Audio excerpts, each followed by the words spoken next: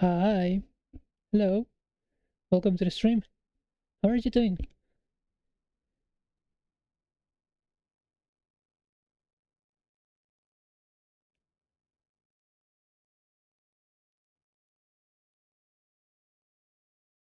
Hi, how are you doing? Wait, wanna see something?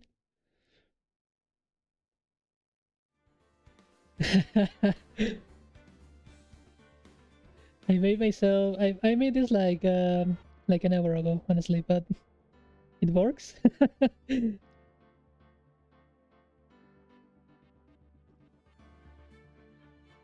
Oh my god. Okay, how are you doing? What have you been? What have you been up to? Tell me if the music is too loud, by the way.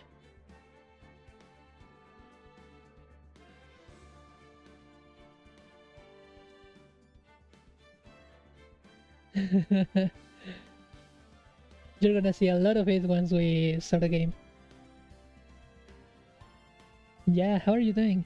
Well, first of all, I want to say, um, right now, I'm working on the channel. I've already made some decorations for the main page, and I was working on a little something for the notifications, for the follower notifications.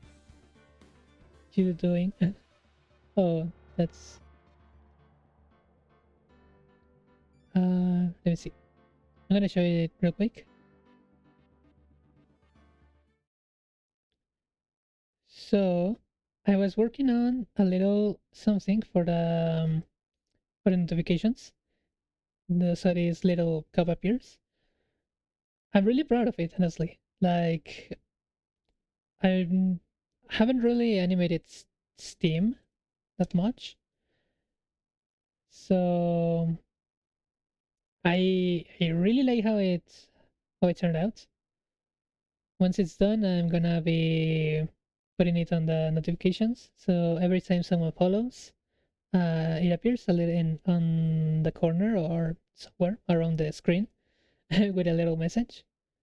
So yeah, I've been working on this.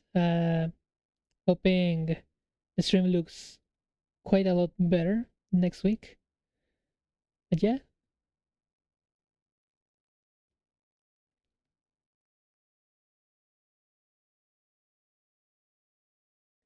so yeah, I don't know. It's a little something, a little something. I'm still missing the banner. Well, a proper banner for the channel.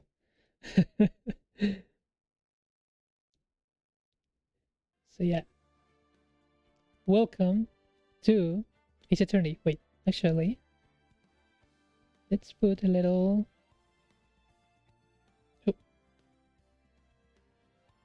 Oh, where is it? Let's put a little something to decorate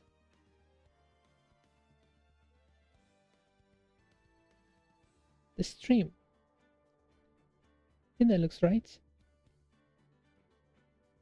I hope it doesn't block anything on the on screen. I think not. If I remember correctly, there's not really anything over there. Yeah, I I don't know what else to say. I just took a bath, just ate something, some pasta, not so long ago. I hope you ate today. Hope you had something else to eat before. I'm also here with my water bottle because I'm sure gonna be very thirsty with this. Just talking right now, I'm getting kind of thirsty. It's Attorney. I really love this game. And actually I got the trilogy. So we got Ace Attorney, Justice for All, and Trials and Tribulations. It's the first three games of the saga. You ready to start? How are you doing? Let's play the first turnabout. I'm gonna try to use my own voice for like the protagonist, like Phoenix Wright, so I don't like strain myself too much.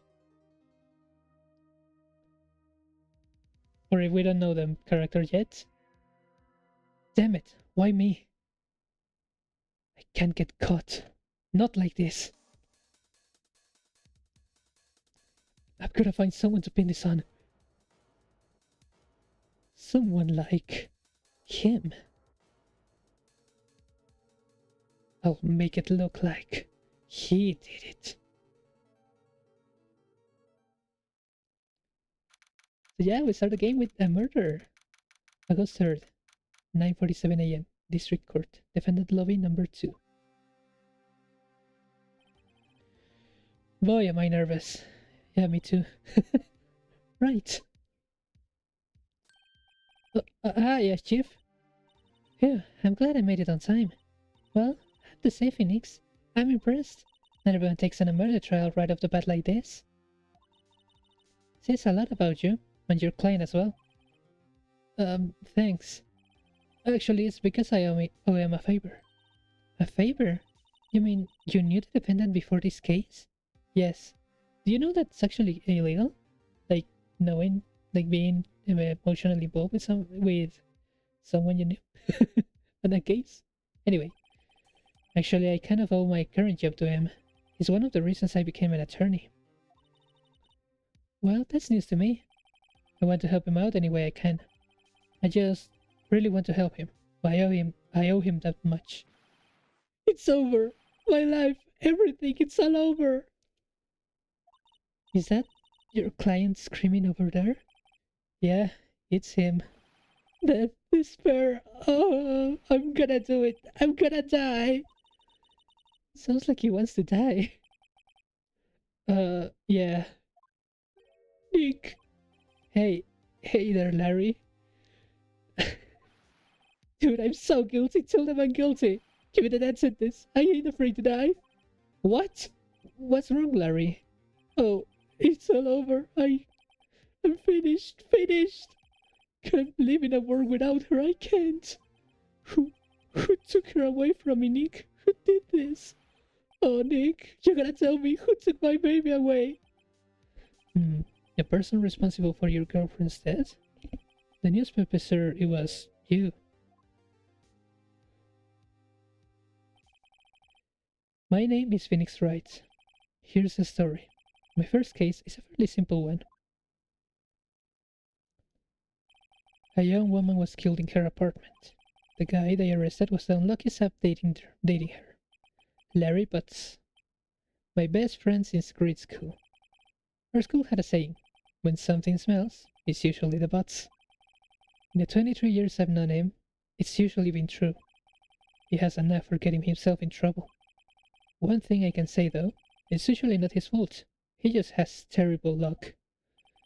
But I know better than anyone that he's a good guy at heart. And I owe him one, which is why I took the case, to clear his name. And that's just what I'm going to do.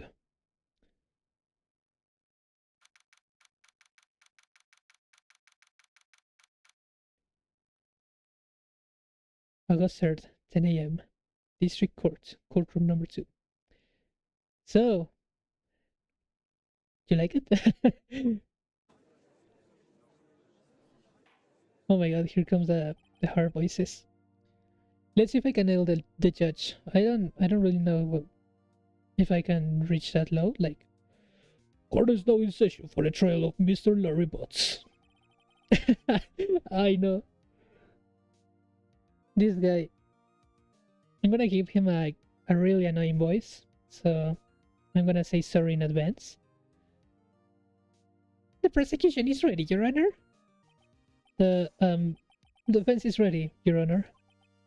Oh, Mr. Wright. This is your first trial, is it not? Yes, Your Honor. I'm a little nervous. Your conduct during this trial will decide the fate of your client. Murder is a serious charge. For your client's sake, I hope you can control your nerves. Thank you, Your Honor. Mr. Wright, given the circumstances, I think we should have a test to ascertain your readiness. Yes, Your Honor. Go. Hands shaking, eyesight fading. The test will consist of a few simple questions. Answer them clearly and concisely. Please state the name of the defendant in this case. The defendant, Larry Butts. The defendant? Well, that's Larry Butts, Your Honor. Correct. Just keep your wits about you and you'll do fine. Next question. This is a murder trial. Tell me, what's the victim's name? Phew, I know this one. Well, I read the case report cover to cover so many times. It's... Wait. Uh-oh. No way, I forgot. I'm drawing a total blank here. Phoenix, are you absolutely sure you're up to this? You don't even know the victim's name. Oh, the victim. Of course I know the victim's name. I, just forgot. Temporarily. I think I feel a migraine coming on. Look, the victim's name is listed on the court record. Just press RB to... Okay. Just press RB to check it at any time, okay? Imagine hearing that, like, you're talking to someone real life and press start to check your vitals. Remember to check it often. Do it for me, please. I'm begging you. Okay. So, the autopsy report. Cindy's autopsy report. Time of death, 7:31, 4 p.m., 5 p.m. Cause of death, loss of blood due to blunt trauma. So her name is Cindy. Cindy Stone. The victim in this case. A model. She lived in an apartment by herself. I love this. We also have like a little profile tab. So you can read everything about everyone here. Mia Fey, age 27. Chief attorney of Fey & Co. My boss and a very good defense attorney. Larry Butts, age 23. The defendant in this case. A likable guy who has been my friend since grade school. Cindy Stone, okay, the victim. Winston Payne, age 52. The prosecutor for this case. Lacks presence, generally bad at getting his point across. Of course, this is a tutorial, so we get the wimpy bad prosecutor.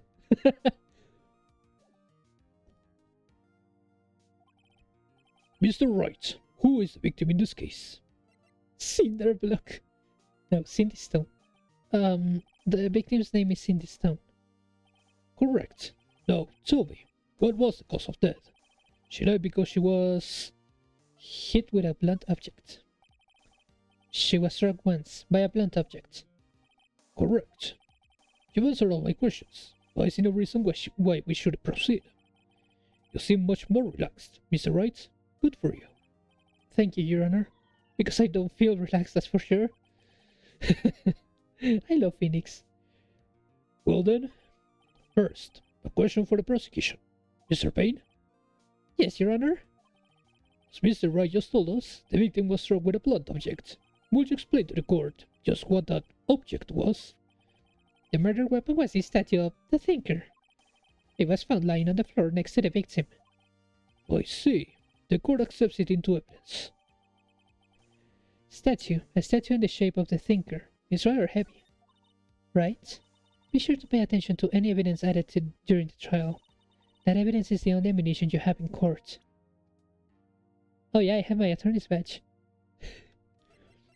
No one will believe I was a defense attorney if I didn't carry this. So, there's something funny about these games, and whenever you're in an investigation, you can also present this evidence, right? When you are investigating a case and everything, you can always present your evidence to somebody to ask things about them. You can go presenting your badge to everyone, like literally everyone, and it kind of becomes like a running joke that Phoenix Wright just loves presenting his badge to everyone, you know, like going, look, I'm an attorney. So we're gonna be doing that.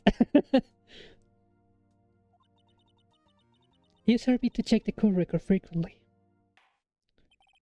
Mr. Payne, the prosecution may call its first witness. The prosecution calls the defendant, Mr. Potts, to the stand. Chief, what do I do now? Pay attention. You don't want to miss any information that might help your client's case. You'll get your chance to respond to the prosecution later, so be ready. Let's just hope he doesn't say anything unfortunate. Uh-oh, Larry gets excited easily. This could be bad. Ahem. Mr. Butts, is it not true that the victim had recently dumped you? Hey, watch it, buddy. We were great together. We were Romeo and Juliet, Cleopatra and Mark Anthony. Didn't they all die? Wasn't dumped. She just wasn't taking my phone calls or seeing me. Ever. What is it to you anyway? Mr. Butts, what you describe is generally what we mean by dumped. In fact, she had completely abandoned you and was seeing other men. She had just returned from overseas with one of them the day before the murder. What do you mean one of them? Lies, all of it, lies. I don't believe a word of it. Your Honor, the victim's passport. According to this, she was in Paris until the day before she died. Passport. The victim apparently arrived home from Paris on 7:30, the day before the murder. Indeed, she appears to have returned the day before the murder. Dude, no way. The victim was a model, but did not have a large income. It appears that she had several sugar daddies. Daddies? Sugar? Oh man. Yes, older men who gave her money and gifts. She took their money and used it to support her lifestyle. Dude. I can clearly see what kind of woman this Miss Stone was. Tell me, Mr. Butts, what do you think of her now? Right. I don't think you want him to answer the question. Yeah, Larry has a way of running his mouth in all the wrong directions. Should I... stop him from answering, of course? My client had no idea the victim was seeing other men. That question is irrelevant to this case. Dude, Nick, what do you mean irrelevant? That cheating she-dog. Gonna die, I'm just gonna drop dead. Yeah, when I meet her in the afterlife, I'm going to get to the bottom of this. Let's continue with the trial, shall we? I believe the accused's motive is clear to everyone. Yes, quite. Oh boy, this is so not looking good. Next question. You went to the victim's apartment on the day of the murder, did you not? Well, did you or did you not? Well, maybe I did, and maybe I didn't.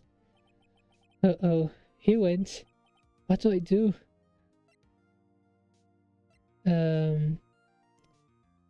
I actually don't remember. Happy answered honestly. I know, I'll send him a signal. Tell the truth. Yeah, I was there. I went. Order. Well, Mr. Butts? Dude, chill. She wasn't home, man, so, like, I didn't see her. You see why I gave Pain that voice? That objection is... My god. Okay, wait. Your Honor, the defendant is lying. Lying?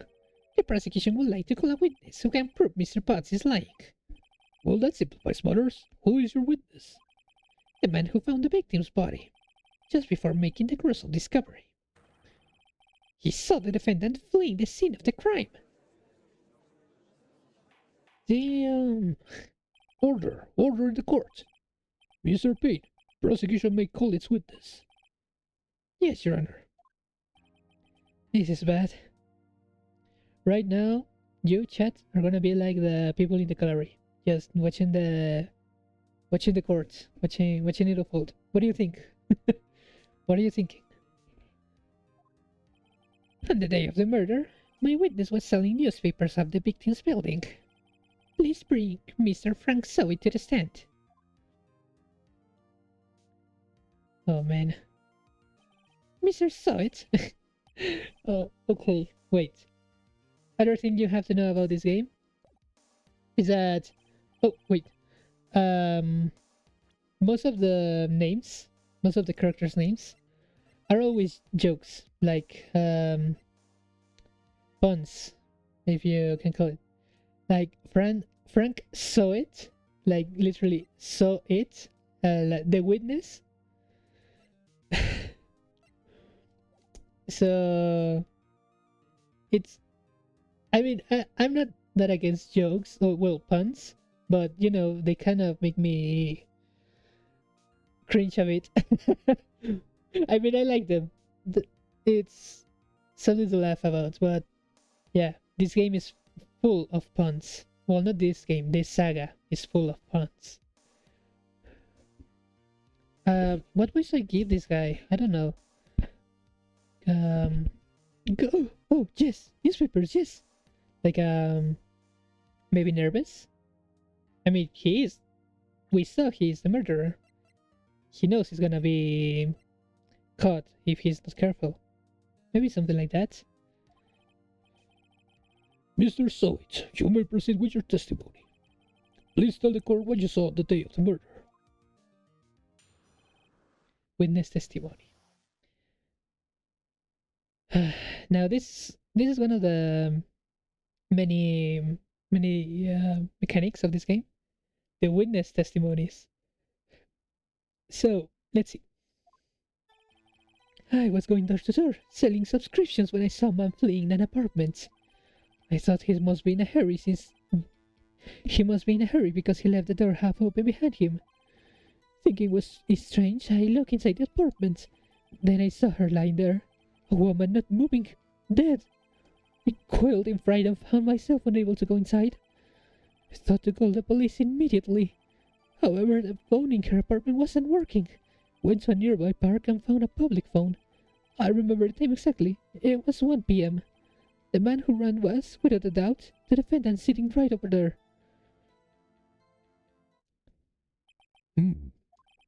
Larry, why didn't you tell the truth? I can defend you against a testimony like that. Incidentally, why wasn't the phone in the victim's apartment working? Your Honor, at the time of the murder, there was a blackout in the building. Are phones supposed to work during a blackout? Yes, Your Honor. However, some cordless phones do not function normally. The phone that Mr. Sowit used was one of those. Your Honor, I have a record of the blackout for your perusal. Blackout record. Electricity to Miss Stone's building was out from noon to 6 p.m. on the day of the crime. So we have to read every description because things like that, like from noon to 6 p.m. It's gonna be important. Now, Mr. Wright? Yes, yes, Your Honor? You may begin your cross-examination. Cross-examination, Your Honor? Alright, right, this is it. The real deal. What exactly am I supposed to do? Why, you exposed the lies in the testimony the witness just gave. Lies? What? He was lying? Your client is innocent, right? Then that witness must have lied in his testimony. Or is your client really guilty? How do I prove he's not? You hold the key. It's in the evidence. Compare the witness' testimony to the evidence at hand. There's bound to be a contradiction in there. First, find contradictions between the court record and the witness' testimony. Then, once you found the contradicting evidence, present it and rub it in the witness' face. Okay. Open the court record with RB, then point out contradictions in the testimony.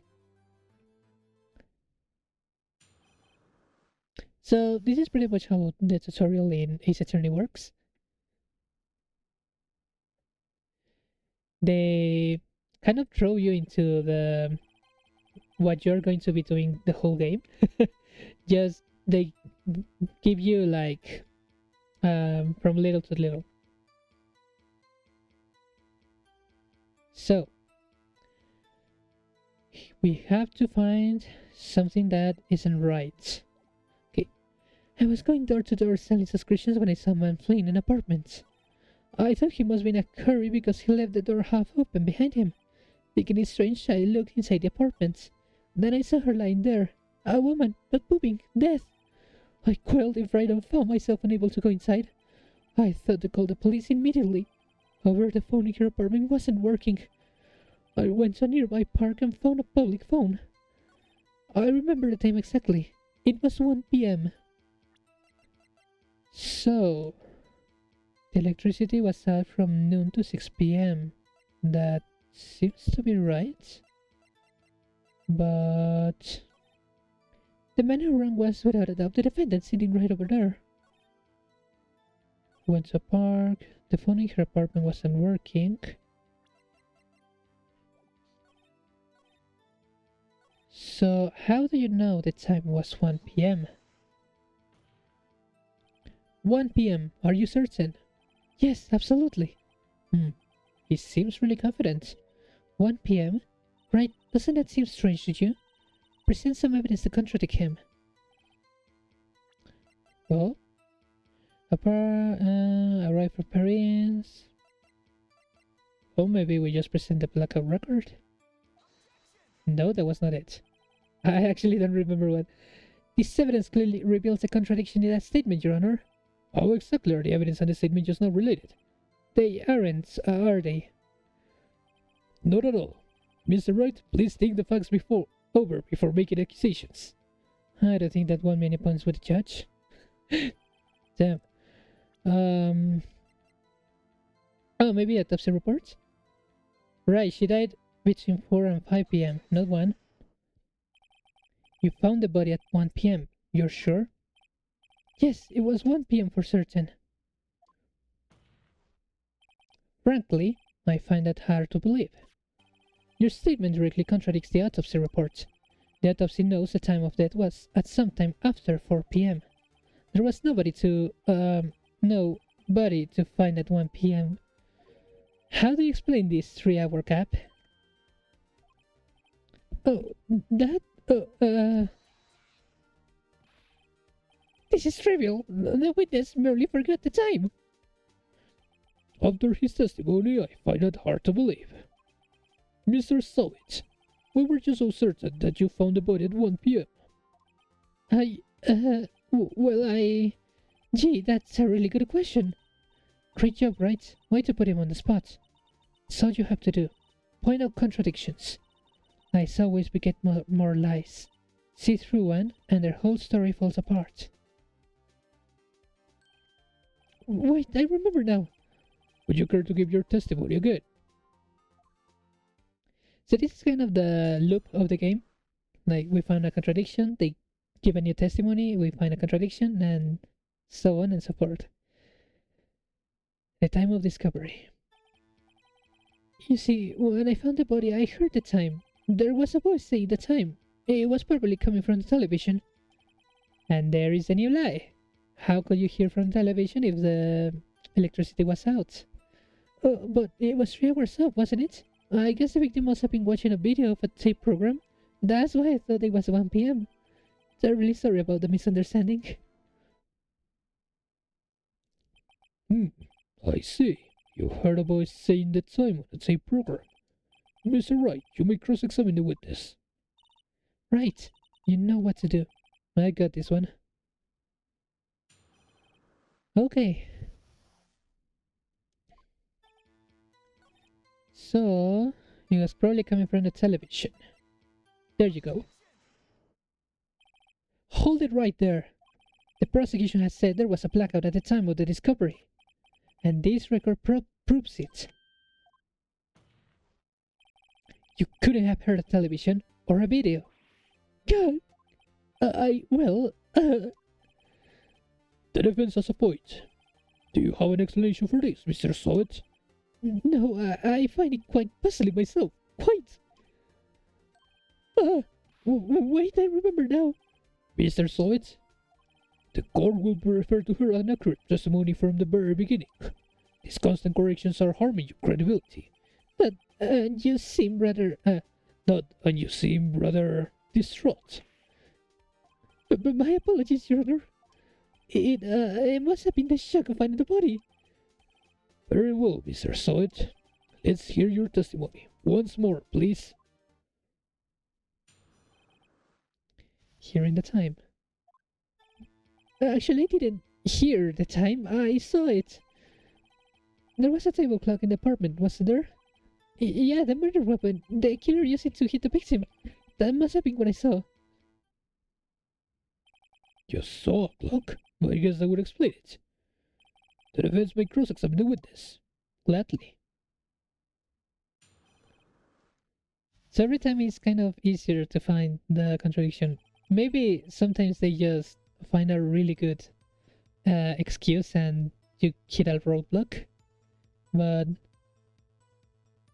there was a table clock, the murder weapon. So it is presented as a statue on the court record. This is the kind of stuff I say when I said that I have to check the court record very carefully, because details like that, the cause of death, well, the details of everything can be something important. Even the tiniest thing in the descriptions. Wait just a moment. The murder weapon wasn't a clock. It was this statue. Now how is this supposed to be a clock? What? You with your objections and your evidence? Just who do you think you are? Just answer the question, Mr. Soet. Hey, I saw it there, okay? That's a clock. Your Honor, if I may. Yes, Mr. Payne? As the witness stated, this statue is indeed a clock. The neck is a switch. You just tilt it and it says the time out loud. It doesn't look like a clock. I submitted it as a statue. My apologies. I see. So the murder weapon was a table clock after all. Well, Mr. Wright, it appears that the witness' testimony was correct. This is a clock. Do you have any problems with this testimony now? Yes, I do. Your Honor, there is a gaping hole in the witness' testimony. The only way he could have known the weapon was a clock is to hold it in his hand.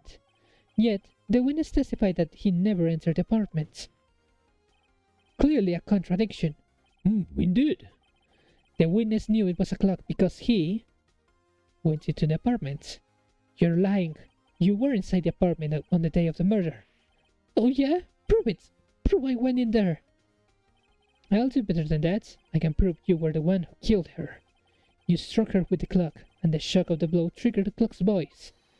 That was the sound you heard. Order in the court. Intriguing. Please continue, Mr. Wright. Yes, Your Honor. Mr. Soet, the sound must have left quite an impression on you.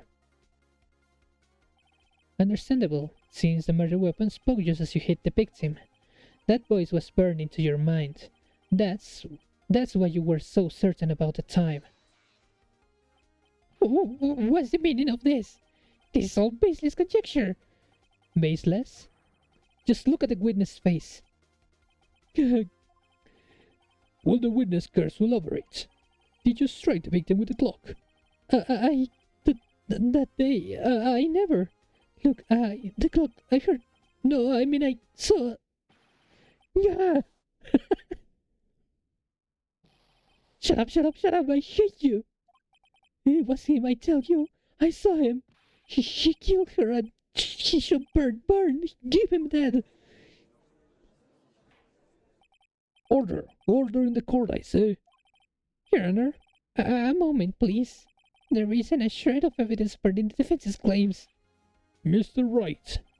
Your Honor, you claim the sound the witness heard came from the clock. Do you have any evidence? The whole case is riding on this. I'd better think it through carefully. Your Honor, the sound Mr. Soet heard was definitely this clock. A fact which is clear if you simply try sounding the clock. Let's sound the clock now, here in this court. Your Honor, may I have the clock? I asked the court to listen very carefully. I think it's 8:25. That certainly is a strange way to announce the time. Well, he is the thinker after all. So, we heard the clock. What are your conclusions, Mr. Wright? Mr. Payne, can you tell me what time it is now? It's 11:25. As you can see, this clock is exactly 3 hours slow. Precisely the discrepancy between what Mr. Soet heard and the actual time of death. So, Mr. Soet, try to talk your way out of this one. You forgot one thing. Uh-oh, what's he talking about now? Well, it may seem like that clock is running 3 hours slow. Proves nothing. How do you know it was running 3 hours slow on the day of the murder? If you can prove that, you don't have a case. He's right. How am I going to prove that? Damn it. Was so close. Is that right? Seems you lack the critical evidence to support your claim. Yes, Your Honor. This means I cannot let you indict the witness. Unfortunately. This ends the cross-examination of Mr. Frank Soet. I come all the way down here to testify and look what happens. You treat me like a criminal, a criminal.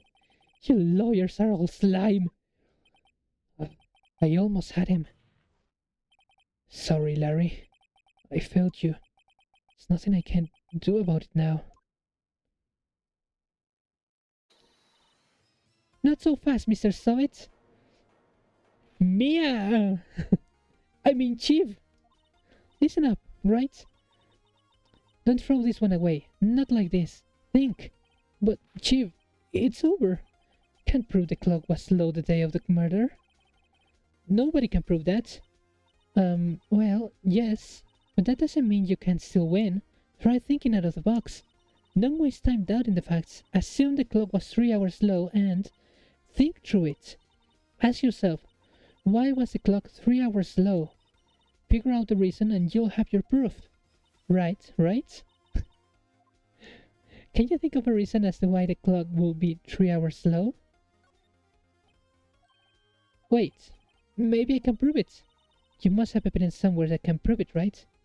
So, another thing about this game is that usually the evidence it's kind of withdrawn. Well, not withdrawn, like once you use one piece of evidence, normally you won't use it twice in the same case. So every time you're close to finishing the case, it's quite easy to know what you have to do. Even if you don't have a clue, you can just look at what you are left to use and it's pretty easy. Find it and let them have it. Well, Mr. Wright, you say the clock was already running slow on the day of the murder. Have you found evidence to support this claim? Of course, there is a piece of evidence in the court record that can prove my claim beyond a doubt. Don't words. Let's see you pull this one off. Let's see this evidence that proves why the clock was running slow. Their passport. The victim apparently arrived home from Paris on 7:30, the day before the murder. The victim has just returned home from abroad the day before the murder. As we all know, the time difference between here and Paris is 9 hours. When it's 4 p.m. here, it's 1 a.m. the next day there. The clock wasn't 3 hours slow, it was 9 hours fast. The victim hadn't reset her clock since returning home. That's why the time you heard when you struck her dead in her apartment was wrong. Proof enough for you, Mr. Soet. Or should I say, Mr. Did It. Oh my god.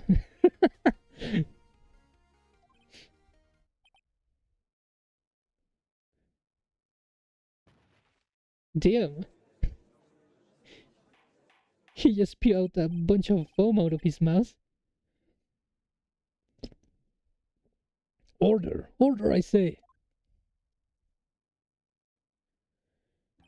Well, this case has certainly turned out differently than we all expected.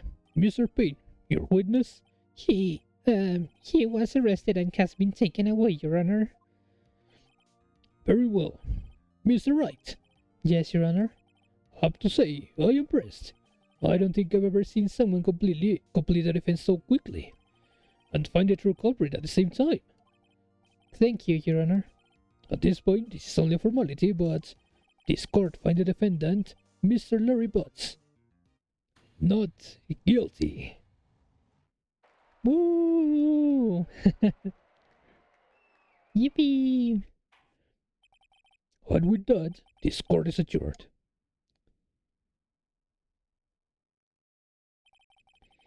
It turns out that Frank Soet was a common burglar. He posed as a newspaper salesman to check and see when people were out of the house. That day, when Larry went to her apartment, the victim wasn't home. After he left, Mr. Soyd let himself in to do his dirty work. While he was searching her place, the victim returned. Flustered, Mr. Soyd grabbed the nearest blunt object he could find.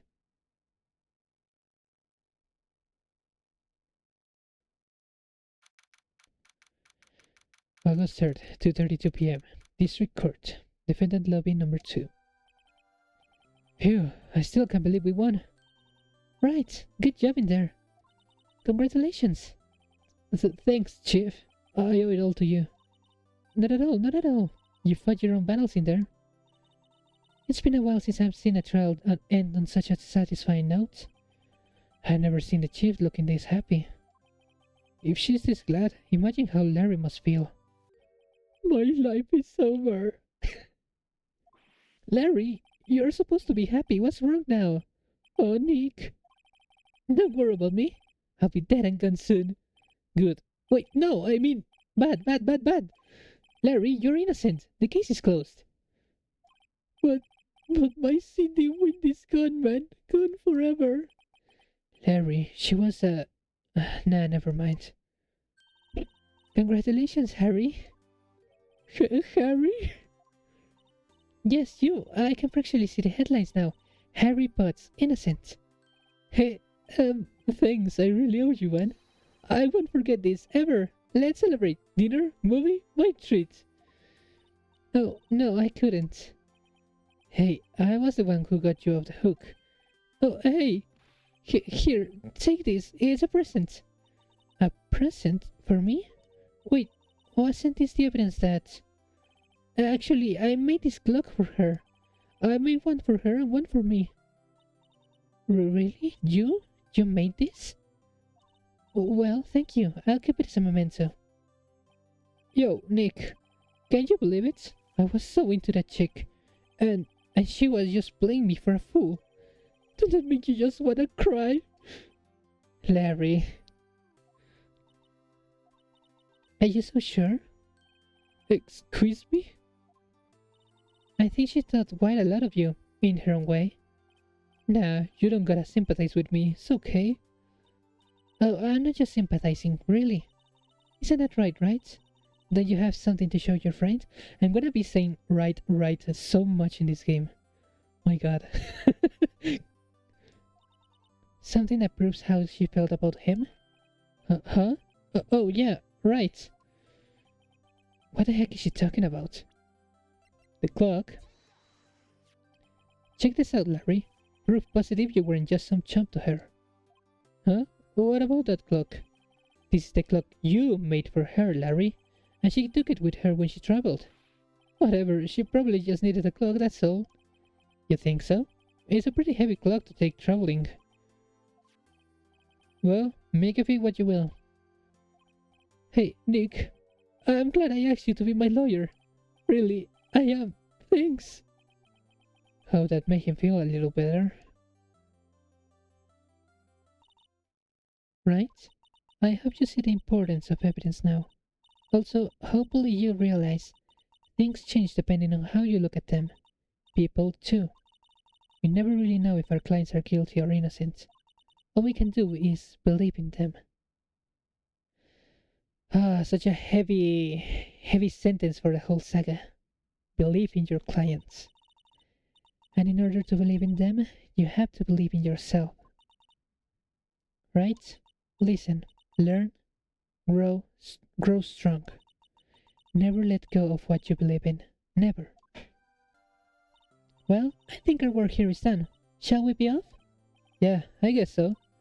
Say, how about dinner? On me. We'll drink a toast to innocent Potts. Yeah. Oh, speaking of Harry, you were saying part of why you became a lover was because of him.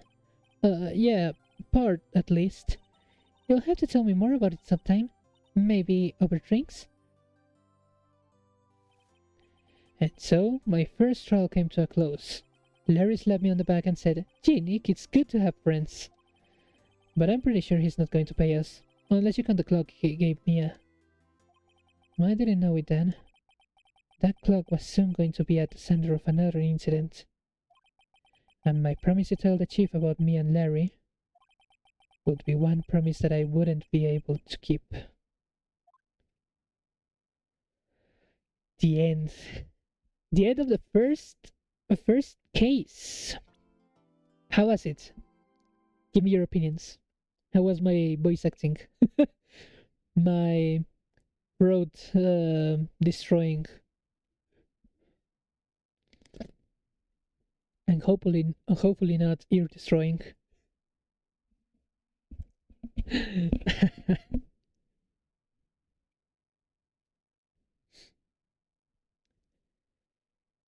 So, second episode. Turnabout Sisters. See your progress? Oh yeah. Wanna save?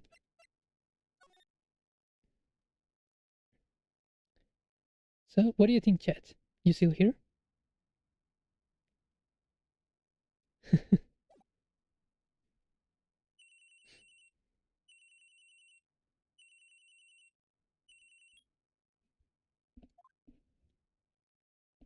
Hello, this is Maya.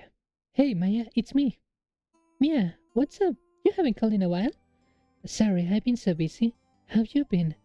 Well, lonely, and it's all your fault. Nah, I'm just teasing. I've been great. I'm finally getting used to having my own place. That's good to hear.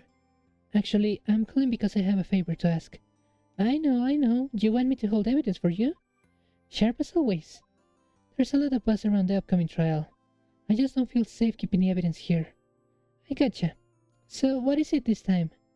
It's a clock. A clock? Yeah, it's made to look like the statue, the thinker, and it tells you the time. I thought you might like it. You always like toys. Hey, I'm not a little girl anymore, sis. No, you know I'm only teasing. I should probably tell you, the clock isn't talking right now. Huh? It's not working? That's lame. Had to take the clockwork out. Sorry. I put some papers inside it instead. Papers? Is that the evidence then? Well, there's a possibility that it might turn out that way, yes. Can you come by the office tonight, say 9 to pick it up? I'll be in a pre-trial meeting until then. Okay, sis, but I expect dinner. Something good. Like burgers. I could really go for a good burger. Okay, another detail about this game. It was made in Japan. It's from Capcom. Um, Originally, Maya was a big fan of ramen on the Japanese version, of course. But they changed it to burgers in the American version because, of course, American. And it's kind of a joke, a running joke, that whenever she talks about burgers, they always end up like eating ramen and they call ramen burgers. So it's something that kind of got weird mixed up in the translations. But the fans, they took it with a bit of joke.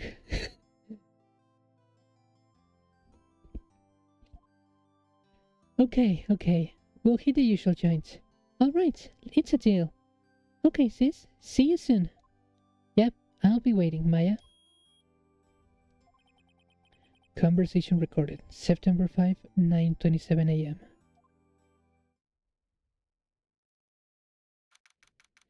September 5, 8:57 p.m. Fay and Co. Law Offices.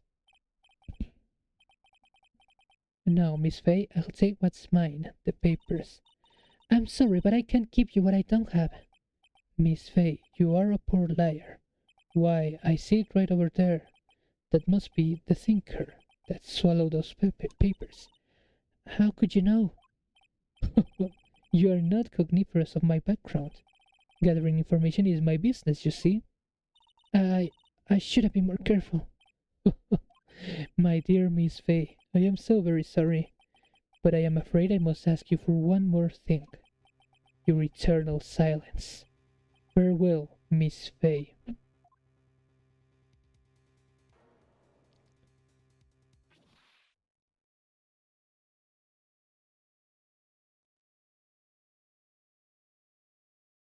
Red, white, blue.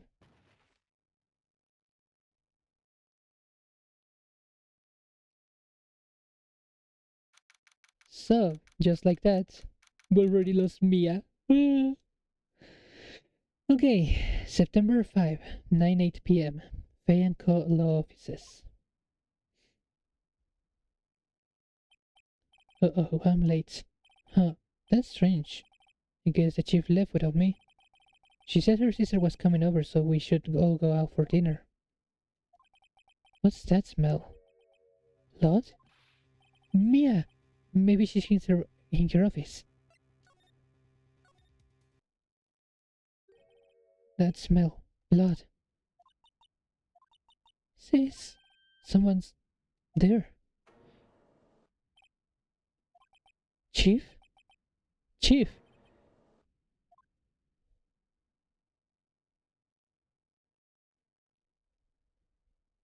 Oh, little Maya. Who are you?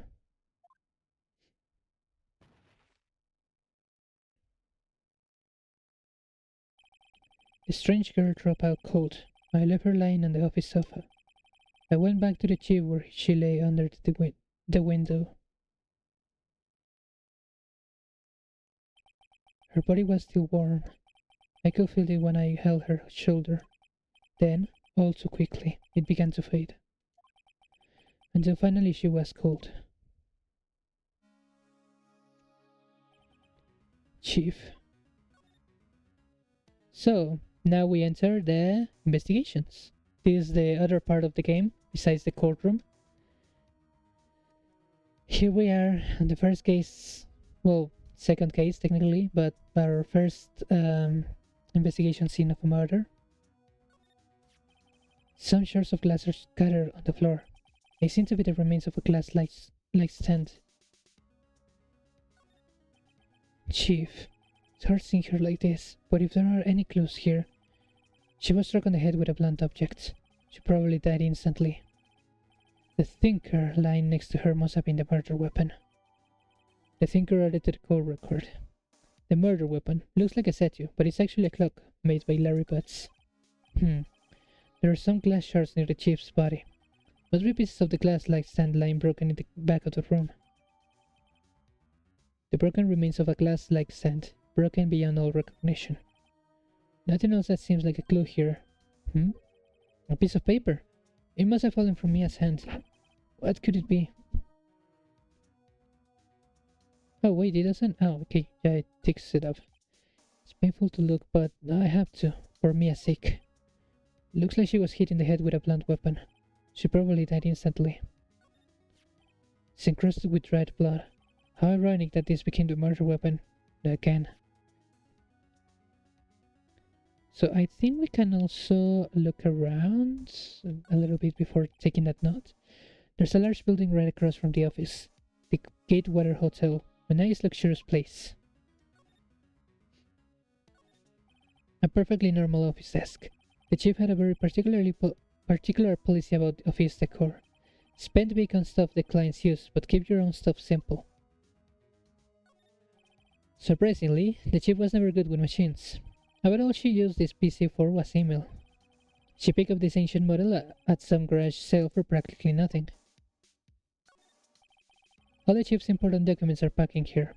This is where she filed her case records and recent rulings. Anything else? Oh, the phone.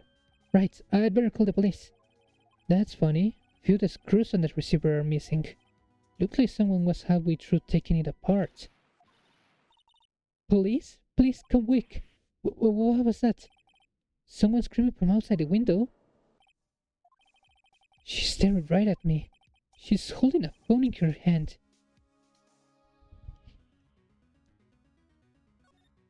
The phone receiver is missing a few screws. I'd better not use it.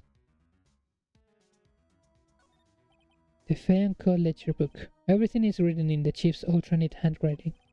It's a small office, but it makes a good bit of money.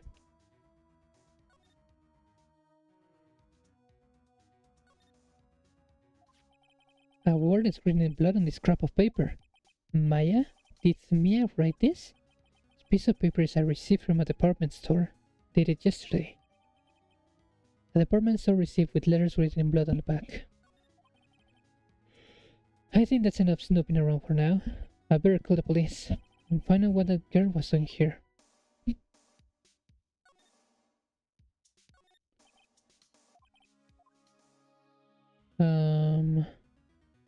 Wait, is there anything I left? And check. Oh, the chief's hair. The chief's chair. A simple functional design. Feels pretty good to send it into. I don't think I missed anything. Maybe I have to move back. Bank hall office. Oh, the girl just now. Where did she go? Put her right there on that sofa. Uh-oh, I hope she didn't run on me. Yipes! Don't scare me like that. Excuse me, but who are you? It's okay, I work here. Maya. Maya Fey. Maya Fey? Maya? So Mia was writing the girl's name. Maybe I should show her the receipt? Never thought there'd be a use for evidence like this outside the courtroom. Let's present our badge first. I'm sorry, I've never seen that before. Okay. Before Mia died, she wrote a message with her own blood. She wrote it on the back of this receipt. That's my name! Oh, why? Why would she write my name? Please, just calm down. Why would Sis write my name? Uh-oh, now I've done it. And the police is here. The police. Sounds like they're coming this way. Freeze, police! Oh my god, I love this guy. Good old Gumshoe. I never know what voice to give him, because I always end up sounding the same as the judge. Let me try. Alright, I'm Detective Gumshoe, see? Gumshoe? What an odd name. We received a report from the building across the way, see? Got a person saying they saw a murder. Must have been that woman I saw. Anyway, I don't want either of you moving 1 inch, okay? Right, just right. Maya, wait, she wouldn't have. Nah. Whoa! Excuse me! Eek! Does word Maya here mean anything to you? That's my name. What? The victim drew this here note in her own blood, see? With her dying breath, she wrote on the killer's name. Killer? I'm not. Case closed. You're coming on to the precinct, ma'am. He's such an idiot. What?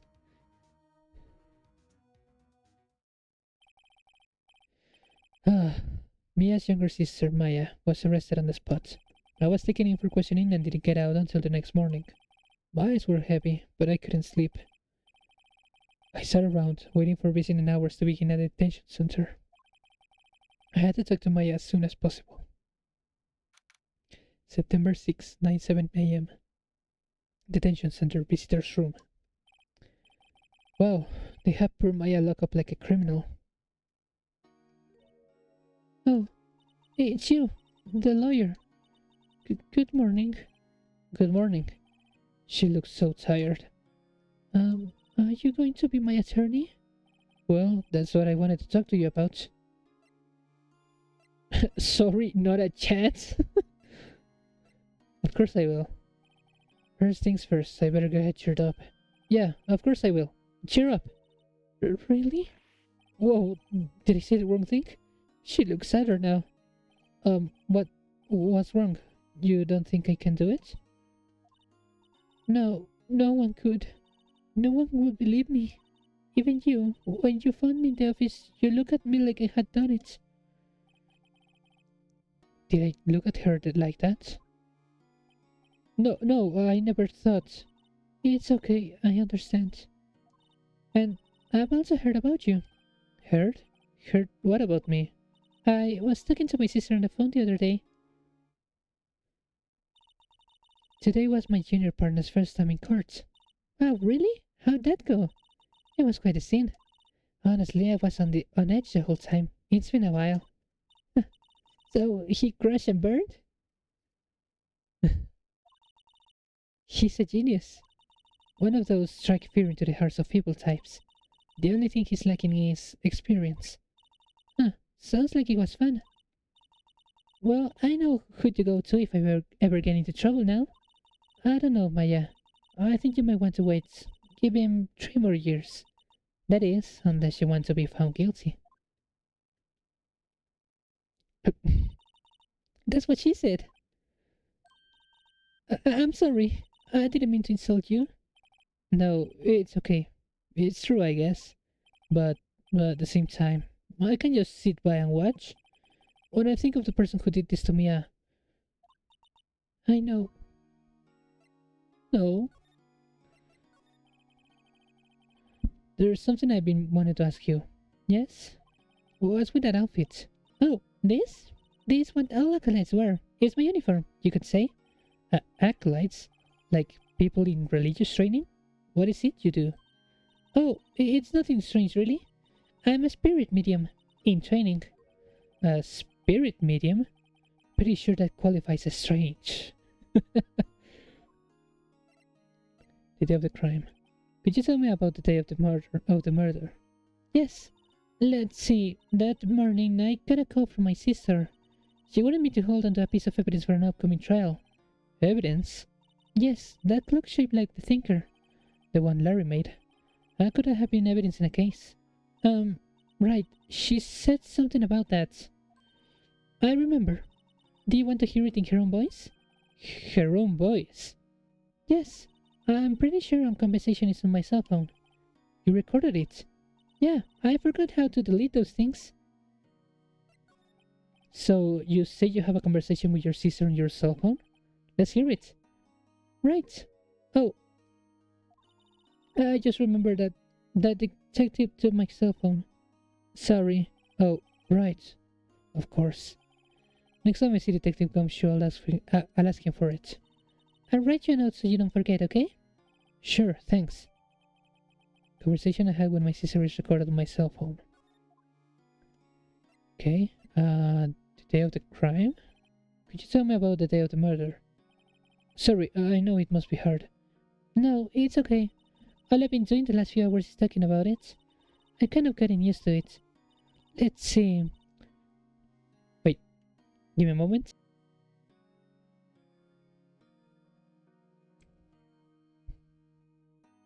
Okay. Let's see. That morning I got a call from my sister. She wanted me to hold on to a piece of evidence for an upcoming trial. That's the thinker clock that Larry made. Practically qualifies as a serial murderer by now. So then, when did you arrive at the office? It was right around 9. The lights were off and I could smell blood. Then I found her, my sister. Thanks, Maya. That's all I need to hear for now. So, you're an acolyte, medium in training. That's right. The Fae family, especially the women, have always been very sensitive to the spirit world. Wait a second, you say the Fae family? So, Mia was into this stuff too? Of course! She left the mountain to follow her career, she said. Her powers were first class too. I had no idea. Wait. What? So, you're a real honest-to-goodness spirit medium with ESP and all that? Yes, in training. Well, can you contact Mia's spirit then? We can just ask her to kill her. I'm sorry. I'm still in training. I couldn't do something on that level. I thought it would be too easy. Huh? Something the matter? I was wondering, could I ask you a favor? This is the address of a famous lawyer. My sister gave me this a long time ago. She said if I was ever in trouble I should call him. And, well, I'm in trouble. Do you think you could go ask him to represent me? Okay, sure, why not? I'll go ask. Thank you so much. I've no one else to turn to. Say, what about your parents? I see. Don't worry, leave it to me.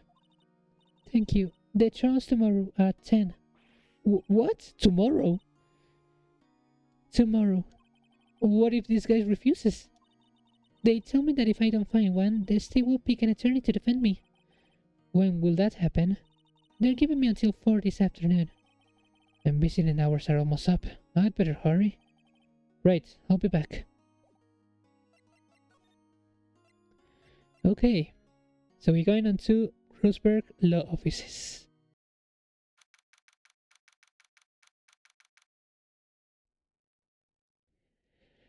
How you doing, chat? You liking the game so far? The story?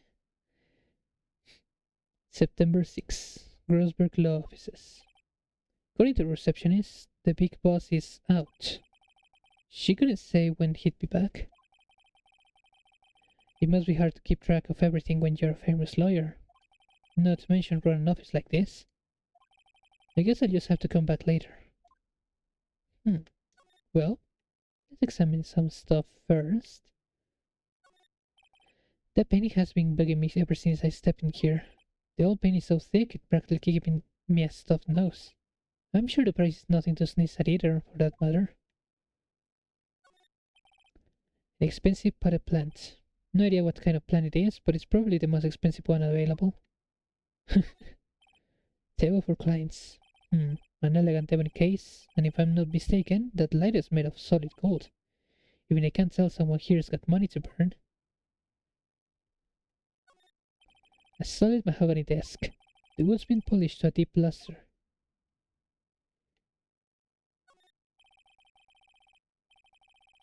Expensive looking mahogany bookshelves, filled with expensive looking books. Funny. They don't look like they've ever been read. Okay, looks like there's nothing else here. Is there anything I missed that I haven't checked? Think not. Okay.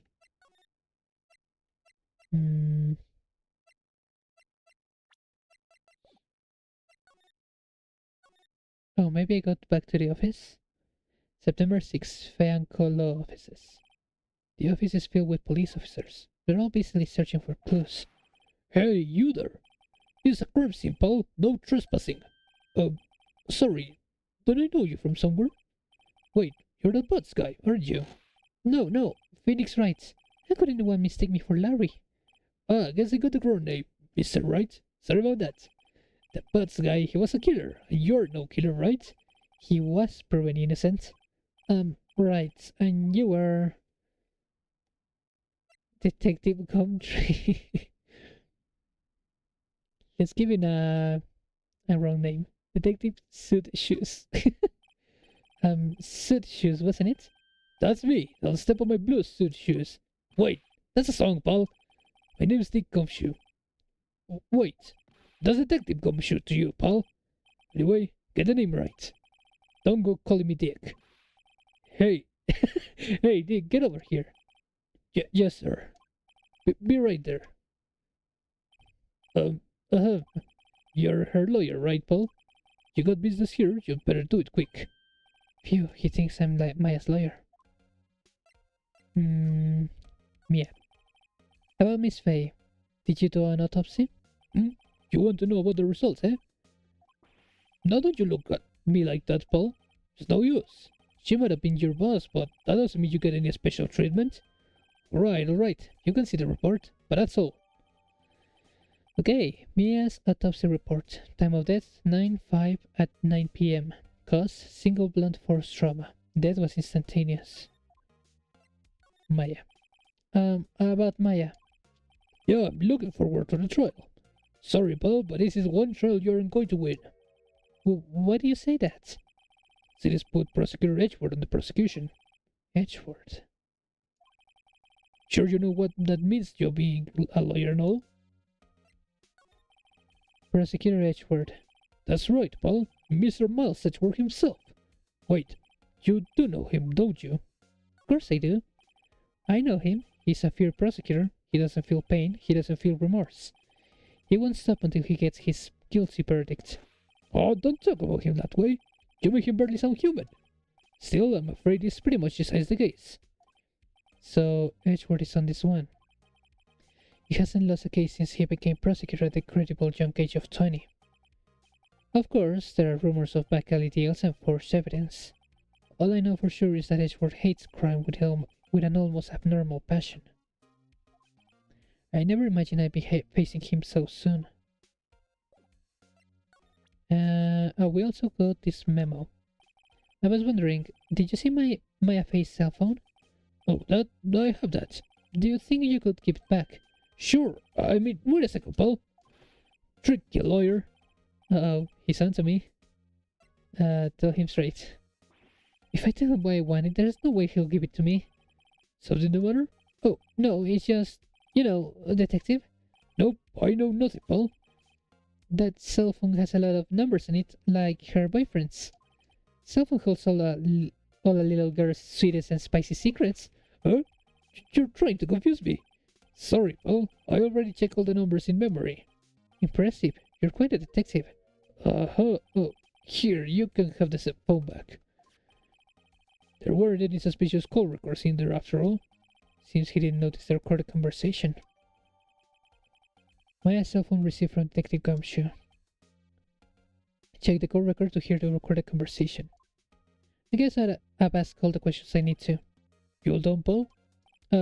Yes, thank you. I'll be heading out now. Oh, wait. One more thing I wanted to mention to you. I don't suppose you're planning on talking to that witness. Anyway, you'd better not. No influencing the witnesses with your lawyerly ways, pal. Come to think of it, I had completely forgotten about her. The witness? Yeah, Miss April May. I'm sorry about this, but I can't tell you anything about her. Well, you just told me her name. Miss May, huh? So you've sent her home already then? You're trying your lawyerly tricks on me now. She's not to go outside her room until the trial. So she's still in the hotel across the way. I guess you'll know better than to try to get a detective to leak information. You got that right, pal. Then to pay a visit to Miss May.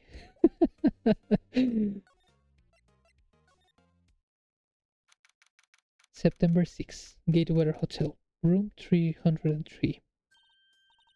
Oh my god. I don't know what voice to give this one.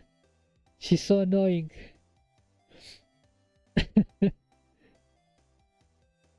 Something like Squeaky? Squeaky? Well, hello there, handsome. Hi. Smooth, right? Real smooth. You're the lawyer, aren't you? The detective told me. He said, don't say nothing to that lawyer, pal. Memo to self. Thank Detective Gumshoe for making my job harder. Gee, this sounds like something out of a movie. Sounds so exciting I can hardly contain myself. Well, let me go for freshen up so I can look the part of the beautiful eyewitness. I pity the lawyer that has to cross-examine this one.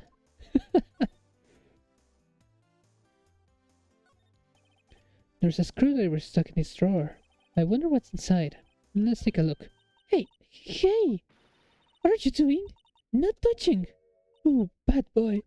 You really shouldn't pry around in other people's rooms now. You wouldn't want to make me upset, would you? Upset? I thought she was going to explode for a second there. I wonder what could be inside that drawer. A bottle and 2 glasses are on the table. Somebody must be staying with her. A steel seam painting. Wait, should I be still alive? Whatever, one of those is hanging on the wall. The flowers are fake, as expected. I know sunflowers and tulips, but that's about the extent of my floral knowledge. Okay, let's talk with her. Oh, I really don't want to, but... Do you think you could tell me something? I need you to describe what you observed at the time of the incident. Oh, observe? Incident? You sound just like a lawyer in the movies. I like a man with a big vocabulary. My god. Better not encourage her. You know that thing that, happened the other day, the bad thing?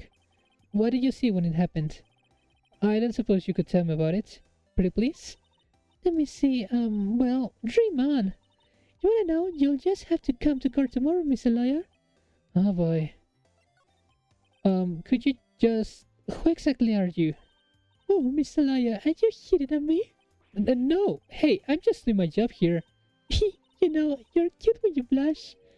Believe me, this is the first time in my life I blushed this much. Right, can you just tell me what it is you do? Well, no. And you had your little hopes up, didn't you? Oh boy. I see there are two glasses on the table. Is someone staying here with you? Oh, what an amazing powers of observation! You must be one of those famous detectives live on television. Oh, no, not me. I'm, just a lawyer.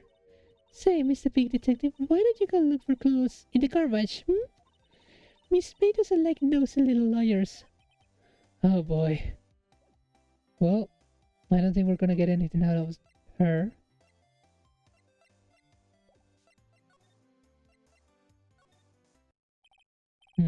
She's let Mr. Crossbury's out. Well, maybe I should just wait here for him to come back.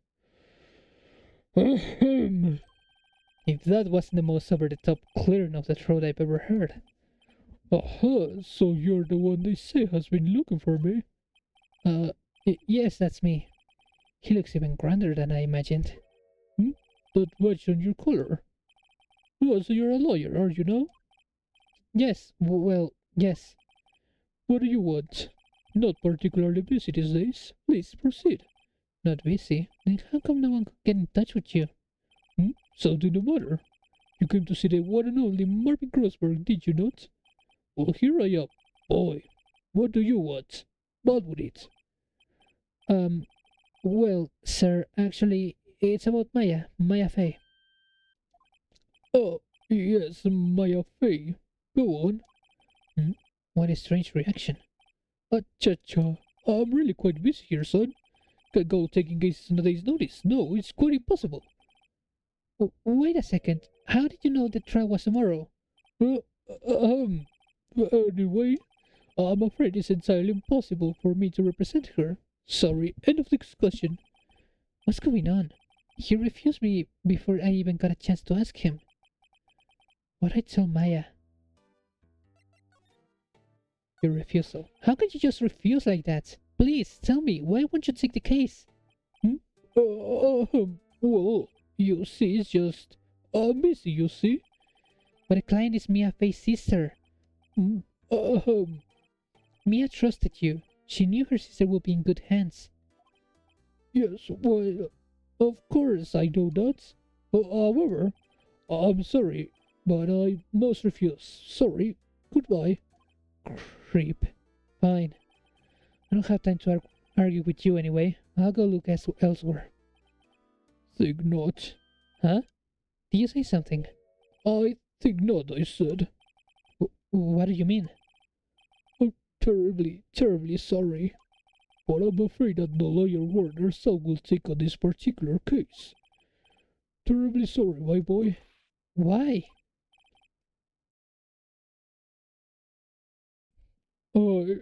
I cannot say. I beg your pardon, but could you leave now? Nothing more to discuss with you. What's going on here? How did you know Mia Fey? She worked here a long time ago. Quite apprentice at one. Learned my techniques in the blink of an eye. She left one day, quite suddenly. She had a mission, you see. A mission? You could see it in her eyes. She followed it with a burning passion. Never looked back, that one. That painting. That's quite a painting. Aha, you noticed. My pride and joy. Impressive, isn't it? Well, isn't it? The color of the sky, the hue of the sea, the wave of the straw hat. For at least 3 million. Have no intention of parting with it, of course. No, I won't sell it. Not even to you. Wasn't interested. It's not for sale. I'm not buying. Jeez.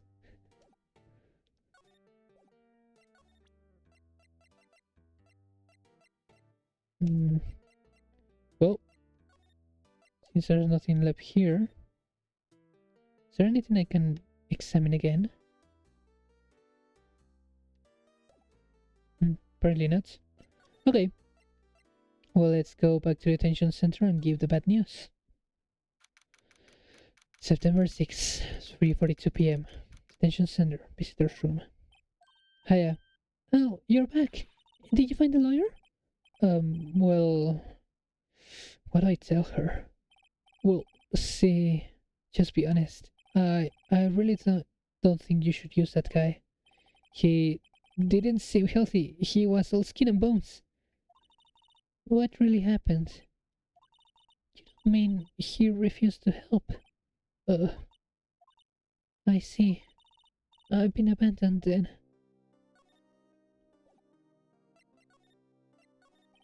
What about your family?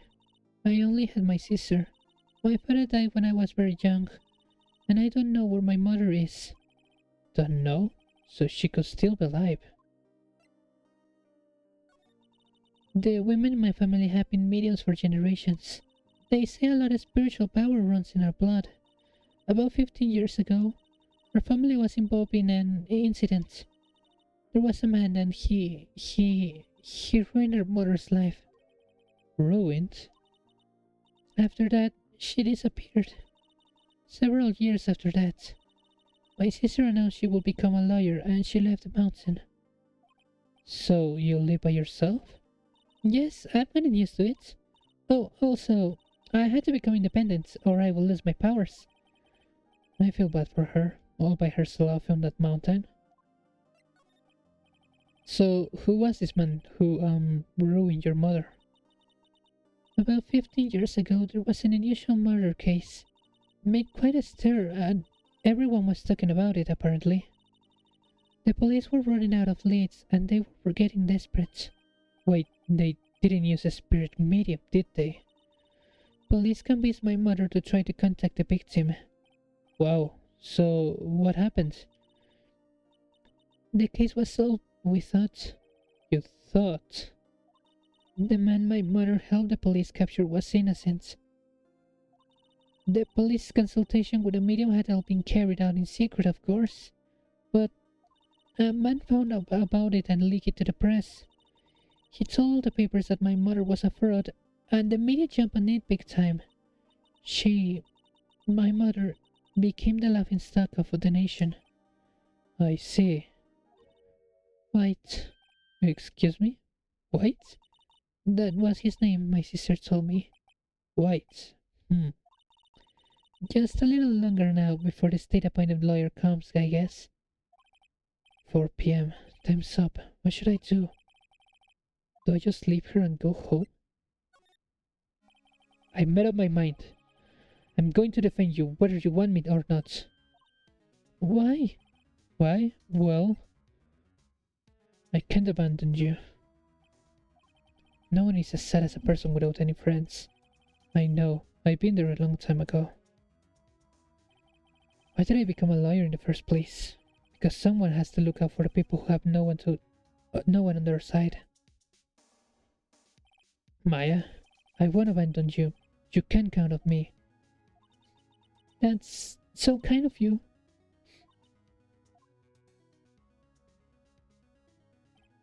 Well, let's fight this one and get you out of here.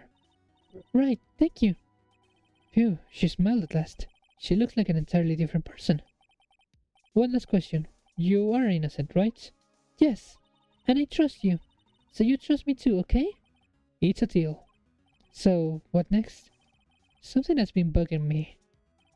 Just what was inside that strange woman's drawer? It was when I tried to look into the drawer that she got all defensive. Has to be something in there. Okay, so... Oh, wait. Let's present the badge. Ah. Oh, I got your phone. Hey, I got your cell phone back. Oh, say, can I listen to my sister's voice? Oh. Maya's eyes closed. She listened to every word with such intensity. Before long, tears began to roll down her cheeks. Thank you. Oh. That was just sad. Okay, let's get to the photo. Oh. Good afternoon, sir.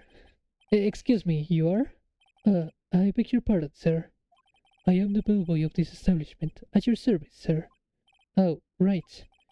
I've just come up to deliver room service, sir.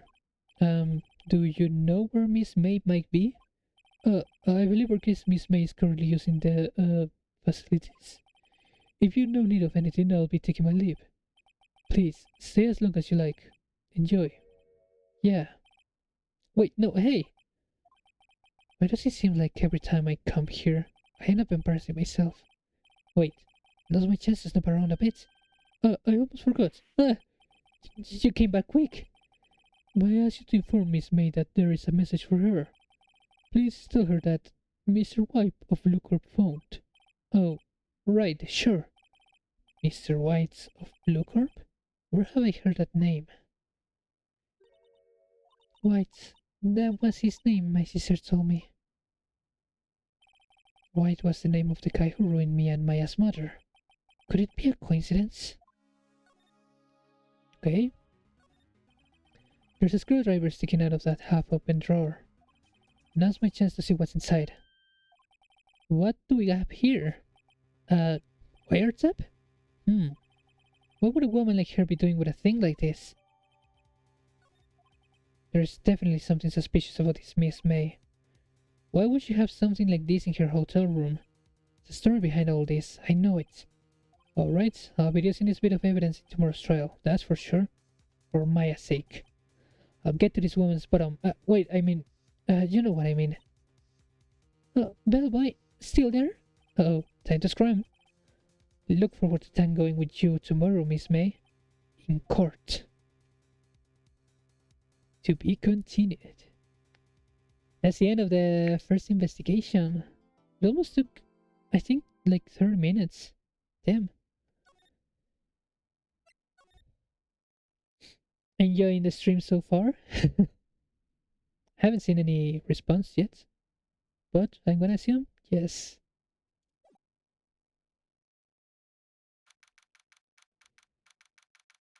September 7, 10 a.m. District Court, courtroom number 1. Oh my god, there's Edward. Court is now in session for the trial of Miss Maya Fey. The prosecution is ready, Your Honor. The defense is ready, Your Honor. Miles Edgeworth. I better not show any signs of weakness today, or he'll be on me in an instant. Mr. Edgeworth, please give the court your opening statement. Thank you, Your Honor. The defendant, Miss Maya Fey, was at the scene of the crime. The prosecution has evidence you committed this murder, and we have a witness who saw her do it. Prosecution sees no reason to doubt the facts of this case, Your Honor. I see. Thank you, Mr. Edgeworth. Let's begin then. If we may call our first witness, Your Honor, the prosecution calls the chief officer at the scene, Detective Gumshoe. Witness, please state your name and profession to the court. Sir, my name's Dick Gumshoe, sir. I'm the detective in charge of homicides down at the precinct, sir. Detective Gumshoe, please describe for us the details of this murder. Very well, sir. Let me use this floor map of the office to explain. The body was found by this window here. The cause of death? Wait, I think that was said by Edgeworth. And the cause of death? Loss of blood due to being struck by a blunt object, sir. The murder weapon was a statue of the thinker found next to the body, sir. It was heavy enough to be a deadly weapon, even in a girl's hand, sir. The court says the statue's evidence. They're still calling it a statue. Floor plans added to the court record. Now, detective. Yes, sir. You immediately arrested Miss Maya Fey, who was found at the scene, correct? Can you tell me why? Yes, sir. I had hard evidence she did it, sir. Detective Gumshoe, please testify to the court about this hard evidence. Okay, I hope there is some difference between the judges and the detective's voice here. Or I am already gonna be making a fool of myself.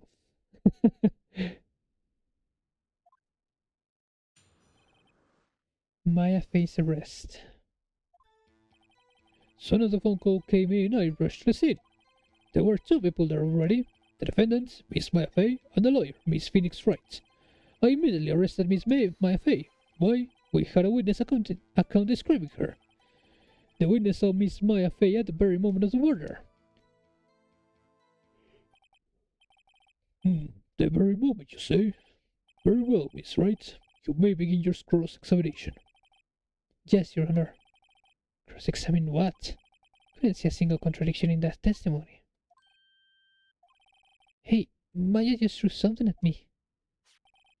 What's this? When my sister couldn't find any contradictions in a witness testimony, she would bluff it and press the witness on every detail. The witness always slips up and says something wrong. He worked lots of times. Huh. I should have expected Maya to would know some of his sister's tricks. Alright, let's give this a try. Something the matter? No, Your Honor. I'd like to begin my cross-examination. Maya faced arrest. Soon as the phone call came in, I rushed to the scene. Who did you say you got a call from? Hey, pal, don't play dumb. You know who. The call was from a customer at the Gatewater Hotel, right across from the crime scene. Okay, I pressed. Not sure it did much though. Right, please continue. There were 2 people there already. Detective Gumshoe, how long would you say it took between you receiving the call and your arrival at the scene of the crime? Right, I'd say it was about 3 minutes. That's pretty fast. Our motto at this mod is quick response. That's how I got there before the killer got away. Indeed. So, tell us who the 2 people you found on the scene were. Yes, sir. The defendant, Miss Maya, the lawyer, Mr. Phoenix Wright. Oh, the defendant, Miss Maya, the lawyer, Mr. Phoenix Wright. Are you absolutely sure it was us? Listen, Paul, your stomach will only get you so far. With her funky hippie clothes and your spiky hair, you two started like suspicious people at a crime scene. Well, he does have a point about her. She is pretty unmistakable. I should pick my points to press with a little more care. I immediately arrested Miss Maya Fey. Why is that? What's your reason? Why, we had a witness account describing her. Hold on just 1 second. Yeah? If I heard correctly, you said you arrested her because you had hard evidence she did it, correct? Huh? Did I say that? Me? I heard you say it. You did say it. You said it. Exactly what about this suspicious woman in pink's claim was hard evidence? What? Miss May isn't suspicious. She sure isn't pink, pal. Well, I guess she is pink. That's enough, Detective Gumshoe. Do you have any more solid proof other than her claims, Detective? I guess pressing can have its advantages. Yes. Sorry, I got the order of things mixed up in my testimony, Your Honor, sir. There was something I should have told you about first, Your Honor. Very well, Detective. Let's hear your testimony again. Damn. After securing the suspect, I examined the scene of the crime with my own eyes. I found a memo written on a piece of paper next to the victim's body. On it, the word Maya was written clearly in blood. Lab test results showed that the blood was the victim's. Also, there was blood found on the victim's finger. Before she died, the victim wrote the killer's name. How you like that? That's my hard evidence. Before we begin cross-examination, I have a question for you, Detective. Your Honor, why did you testify about this vital piece of evidence the first time? I know, I'm real embarrassed I forgot about it, Your Honor, sir. Try to be more careful. Very well. The defense may begin its cross-examination.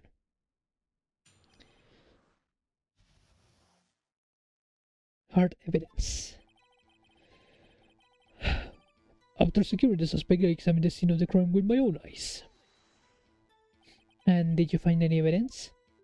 No, don't jump the gun on me, pal. Just listen, I'm getting to the good part. I got a bad feeling about this.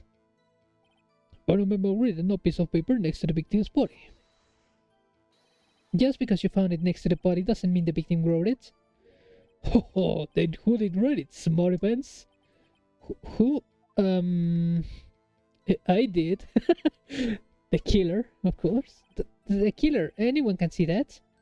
Oh, You're saying the killer wrote her own name? Buddy, please. She was framed. Hold on. If that's the case, where's your evidence? I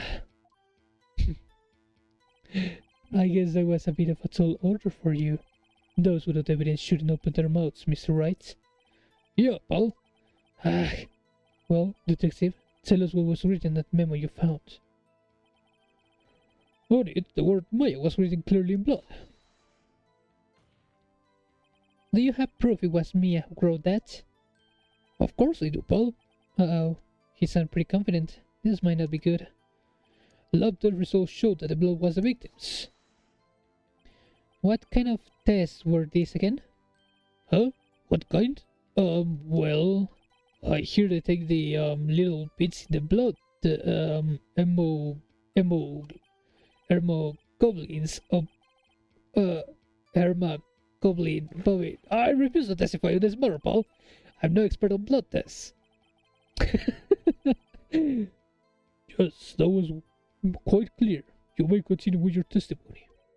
Thanks, pal. I mean, Your Honor, sir. Detective Gumshoe. Yeah? I look forward to your next evaluation, as should you. Uh-oh. That was a mess. Right, where was I? Also, there was blood found in the victim's finger. On which hand was the bloody finger, detective? The right hand. She was right-handed. Nice try. Uh-oh, I guess it wasn't too hard to see what I was getting at there. Before she died, the victim wrote the killer's name. Detective Gumshoe, do you get a lot of cases where the victim actually writes the killer's name? Sure, it happens all the time in books and the movies. This isn't a movie, detective. Oof. Let's talk about reality, shall we? I guess I haven't heard of many cases, no. Do you find it a little odd that the victim would write down a name? Especially the name of her own sister. Yeah, actually, you got a point, pal. Stop right there. The witness's opinion on the matter is irrelevant. The facts are clear. The victim wrote down the name of the accused. The victim told us the name of her killer. Order! Order! That didn't go so well. That's right, what he said. That's his whole testimony. Okay, has to be a contradiction in there somewhere. Let's find it. So, on it, lab results. The victim wrote the killer's name. That's impossible because she died instantaneously. Detective Gumshoe, there's one thing I want you to clarify for me here. You said that the victim, Mia Fey, wrote this note. That she was accusing the defendant, Mia Fey. That's really what you're saying. What? This is one of those lawyer tricks now, is it? Of course she wrote it. Who else could have? You have it backwards, detective. Backwards? The victim is the only person who absolutely could not have written it. There is a report from your department, detective. Immediate death due to a blow from a blunt object. She died immediately. But... No budding your way out of this one, detective. Order, order. The defense has a point. Someone who died immediately wouldn't have the time to write anything down. Mr. Wright, I beg your pardon, but when exactly did you obtain that autopsy report? When? The day after the murder? It was the day after the murder. The prosecution's point being. That autopsy report is outdated, Your Honor. What? A second autopsy was performed yesterday, at my request. Death was almost immediate due to a blow from a blunt object, but there is a possibility the victim lived for several minutes after the blow. I received the results for this morning. No way! Your Honor, it's quite easy to imagine that the victim did have time to write Maya. That is all. I see. Damn you, Edgeworth. I should have known you'd have something up your sleeve. Why, Mr. Wright, you look shocked. Something you want to say? You're a sham, Edgeworth. Mr. Edgeworth, I've heard there's nothing you won't do to get your verdict.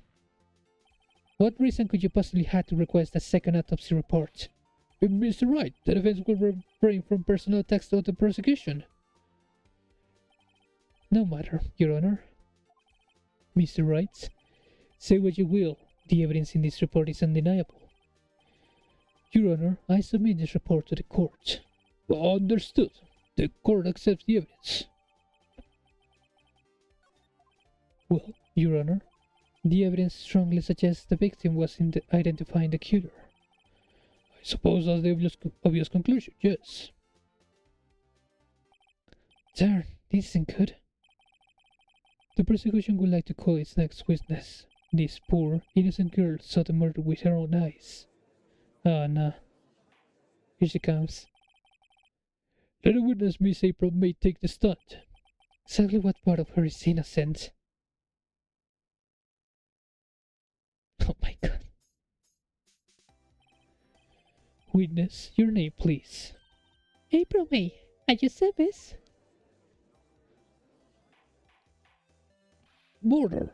An introduction should not require any reaction from the crowd. The witness will refrain from wanton winking. Yes, Your Honor. This is not good. This already captured the heart of every man in this courtroom. Tell us, where were you on the night of September 5, when the murder occurred? I was, in my hotel room. I checked in right after lunch. And this hotel is directly across from the Fay & Co. law offices. That's right, big boy. Please testify to the court about what you saw.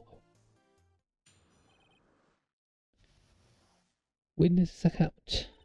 It was 9 at night. I look out the window, and then, I saw a woman with long hair being attacked. One attacking her was the mousy girl sitting in the defendant's chair. Then the woman, dodged to one side and ran away. That girl, she got up to her and she hit her. Then the woman with the long hair, she kinda slumped. The end. That's all I saw. Every little bitsy witsy. Oh my god. Well, Your Honor. I see. It is a remarkably solid testimony. I don't see a need to trouble the witness any.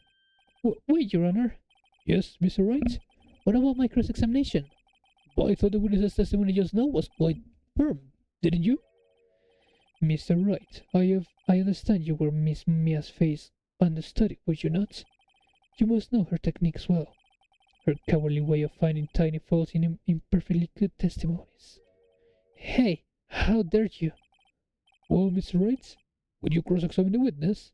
Yes, I'm doing it. I gladly proceed with the cross-examination.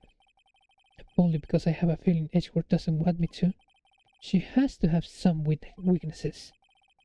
Very well, you may begin your cross-examination. Witness's account. Why did you do that? Huh? Why? Why what? Why did you look out the window?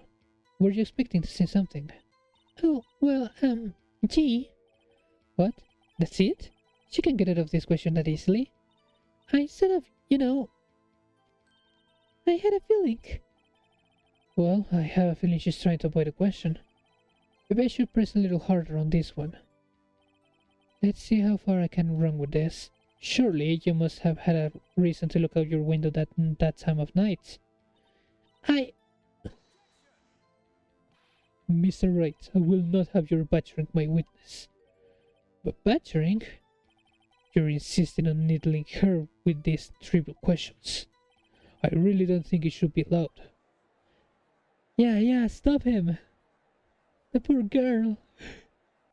Order. Mr. Wright, you have been warned. Poor girl? What about poor me? You look out the window. What did you see next? And then, I saw a woman with long hair being attacked. The woman with long hair, that was Mia Fey. Slender, sort of, well, some people might say pretty, if that's your thing. Your thing? And the person attacking her. The one attacking her was the mousy girl sitting in the defendant's chair. How do you know she was the defendant? Huh?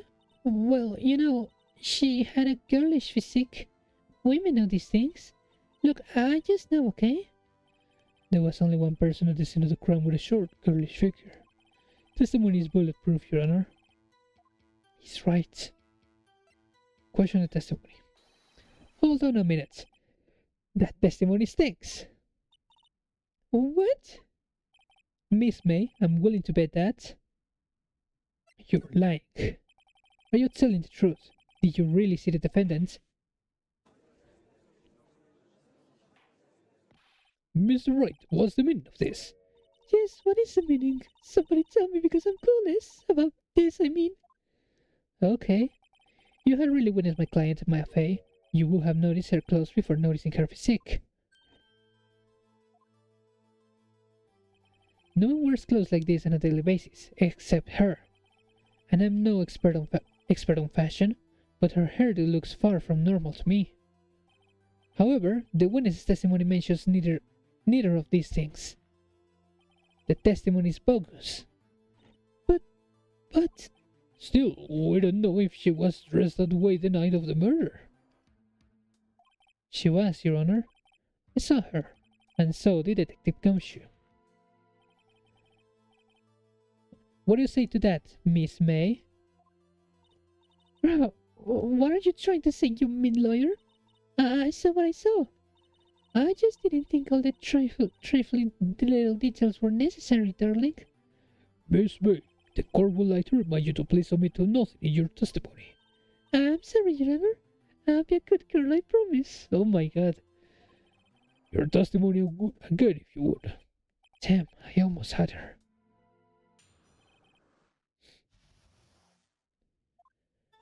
I did see everything, I did.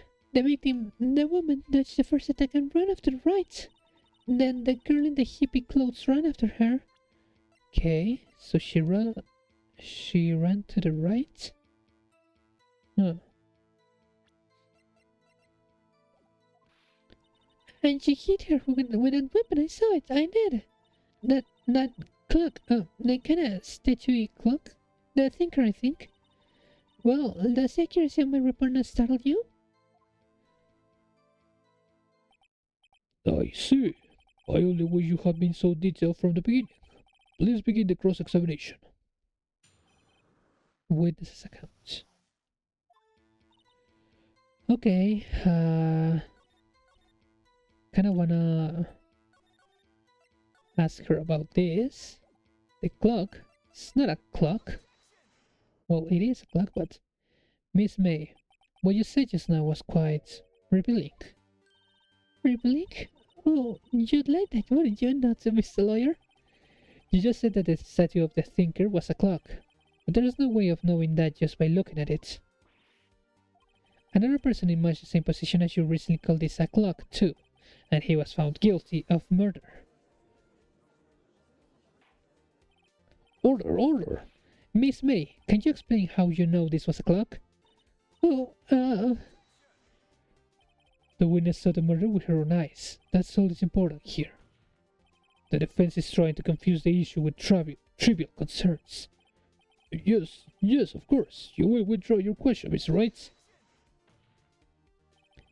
Questions are all I have, Your Honor. And as you may recall, I've caught murderers with these questions before. Well, only once. Objection sustained. You may continue to question the witness. Phew, that was close. He stopped me there, the trial would be over. Huh? What? So, what happens now? What happens now is you answer my question. How did you know it was a clock? What? But that's... because... I heard it? Yes, I heard it at the time. So, you've been to the law offices of Fay & Co. No. Hey, I didn't say that. Why would I go there? I heard it from my hotel room. The law offices of Fay & Co. were the where the murder took place. It's very close to the hotel. She could easily have heard the clock. Well, Mr. Wright, are you satisfied? No, Your Honor. Can't keep up now. I'm not satisfied because it couldn't have rung. Your Honor, members of the court, it is inconceivable that the clock in question rang. It's empty. That clock is missing its clockwork. How could you possibly? Just take a look, right now. Oh, see anything interesting, Your Honor? It is as the defense says. This clock is missing its clockwork. It's quite empty. But Mr. Wright, would you care to explain to the court the meaning of this? It is as you can see. The clock was empty. Couldn't have rung. Therefore, this witness is a big fat liar. Fat? Well, Miss May? Tisk tisk. Could I show you put on for us, Mr. Wright? He knew the clock was empty. Somehow, he knew. I'm afraid you've forgotten one thing, however. Indeed, the clock is empty, as you say. It can't ring. However, we must ask, when was the clockwork removed? If it was after the witness heard the clock, then there is no contradiction. That's true. That is a possibility. Clock might have been emptied after she heard it. And that is exactly what happened, Your Honor. Well, Mr. Wright, can you prove when the clockwork was removed? Impossible, of course. I have proof.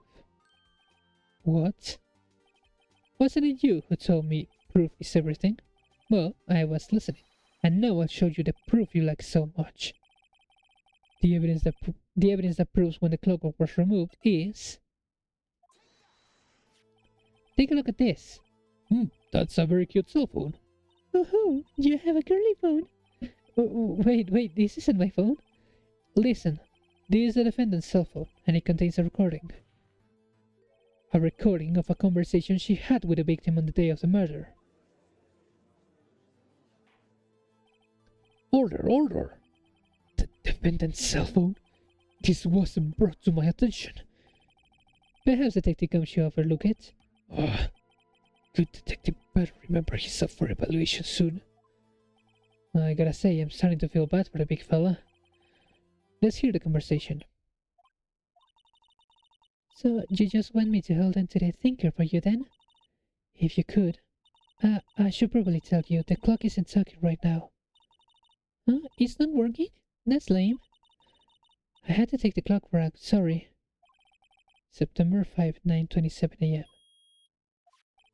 Your Honor, I think this makes it clear the clockwork was already gone by the time this was recorded. Which was well before the witness even arrived at her hotel. Well, Miss May, would you care to explain this to the court? Just how did you know that weapon was a clock? Well, isn't it obvious? I saw that clock before. What store was that again? I got to so many. Oops, I forgot. So the witness had seen it before. That would make sense. Does the defense have any objections, Mr. Wright? Yes. The witness claims she had seen it before, but this directly contradicts a piece of evidence already submitted to this court. Well then, let's see it. Please produce this evidence that will prove the witness had not seen the clock before. It's simple. This clock was never in any store, ever. What? A friend of mine made that clock. Only two exist in the world, and the one that isn't here is in police custody. Impossible! Everything is sold in stores? Miss May, I think it's high time you went shopping for a better excuse. Oh? Excuses not on sale today? Oh my god. Damn the jiggle face. What's it to you, porcupine head? That stupid clock doesn't matter, okay? She did it and she should die for it. Die! Oh, whoa, let's not get off ourselves. This is a court of law and the witness will remain calm. Oh, oh. Silly me. Did I, lose it? I guess I did. Scary. Miss May, let me ask. Tell me, how did you know the weapon was a clock? Hmm. Oh dear. Does the defense have any opinion on this behavior? Okay, this is it. Yes, Your Honor. Allow me to explain how I see the truth of the matter. Miss April May, you knew the weapon was a clock because you had heard about it. The witness had never held a clock in her hand. However, she had heard that it was a clock. She heard? That is correct, Your Honor. There is no other way she could have known the thinker was a clock. And I can show you the proof. Well, this is interesting. Let's see it then. Show me evidence proving that the witness had heard the murder weapon was a clock. The wiretap. Have a look at this. Oh, that? I found this in Miss May's room. Mr. Wright, please explain to the court what this is. Miss April May, you were tapping the victim, Miss Mia Faye's phone, were you not? Your Honor, this is irrelevant. I'm not entirely sure that it is. Objection overruled. Troubles me that our witness was in possession of a wiretap. This is outrageous. Does the defense truly claim that a witness was tapping her phone? Absolutely. Even if that was the case, which is not, you still have to prove one thing. Did the victim ever say that the weapon was a clock on the phone? Can you prove that? I think not. Oh yeah, I think I can. It's simple. What? Here's my proof. The proof that the victim said on the phone that the weapon was a clock is, well, of course, the same conversation. It's a clock, yeah. I present the defendant's cell phone. Yes, we've seen that. Listen once more to the conversation between the defendant and the victim. Well, actually, there's something I want you to hold on for me. Again? What is it this time? It's a clock. It's made to look like that statue, the thinker, and it tells you the time. Miss April May, you used a WhatsApp to listen to this conversation. That's how you knew the thinker was a clock. And am I wrong? Your Honor, this is ridiculous. Your Honor, look at the witness's face. Does she seem amused to you? The defense demands an answer. Witness, answer the question. Did you tap her phone? Miss May. Shut up! I love you! What gives you the right to talk to me like that? You lawyer!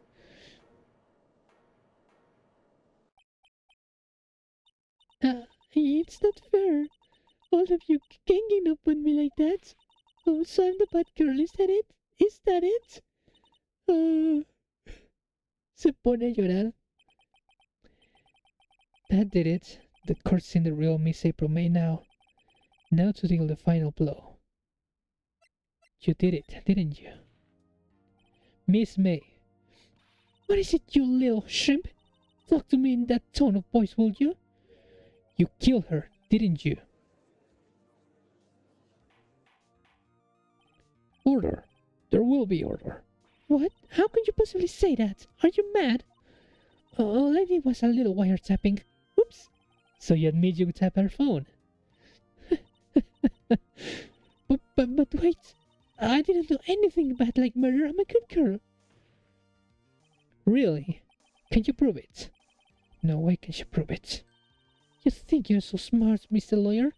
But I can prove it and I will. You can't be serious, no way. Way, I say, way. Oh, and I assure you I'm serious, Mr. Lawyer. Okay, so the killing happened around 9 at night. Why, that's just when I was getting room service from that sweet bellboy. Room service? Iced coffee, I believe it was. Iced coffee, you know? Like normal coffee, but cold. You don't drink it quick, the ice melts and then you have regular cold coffee. Iced coffee? Think I'm making this up?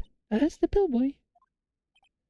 Ergo, the witness was not was not on the scene at the time of the murder.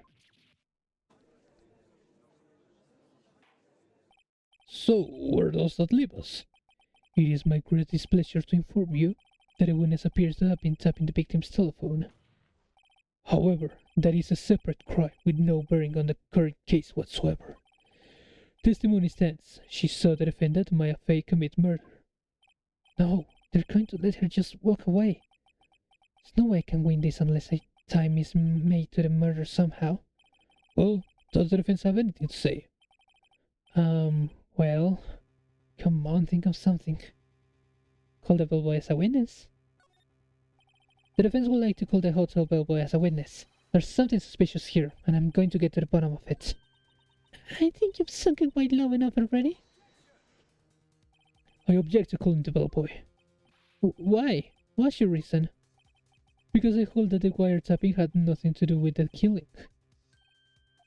However, if you agree to one condition, I consent to calling this witness. Condition? If Miss April May's alibi is not called into question after you examine the bellboy, then you will recognize that Miss April May was not the killer, thus she is innocent. And thereby you must also accept the verdict of guilty for Miss Maya Fey. That is my condition. What? I'd better find something suspicious in that bellboy's testimony. Otherwise Maya will be declared guilty on the spot. What should I do? Accept the condition. Alright. I got nothing to lose, except for... well, everything. Understood. I accept your condition. Fool.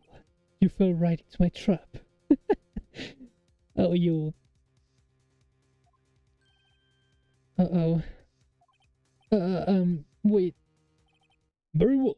The court calls the hotel bellboy to the stand.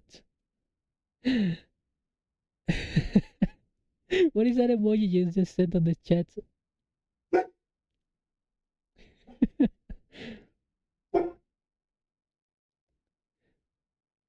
Honestly, I'm gonna be honest. The first time I played this game, I never thought I will be so interested in a courtroom drama like this. It's all just so, like, over the top. I really love it. And I hope you're liking it too. I believe we're ready for the witness to testify. He certainly does look like a bellboy. Yes, sir. I received your summons in the middle of work, sir. Happy to be of service. That deal looks rather heavy, so without further ado, the witness may begin his testimony. Very good, sir. Miss May's room service. I finally can stop making May's voice. I hate doing low-pitched, squeaky voices.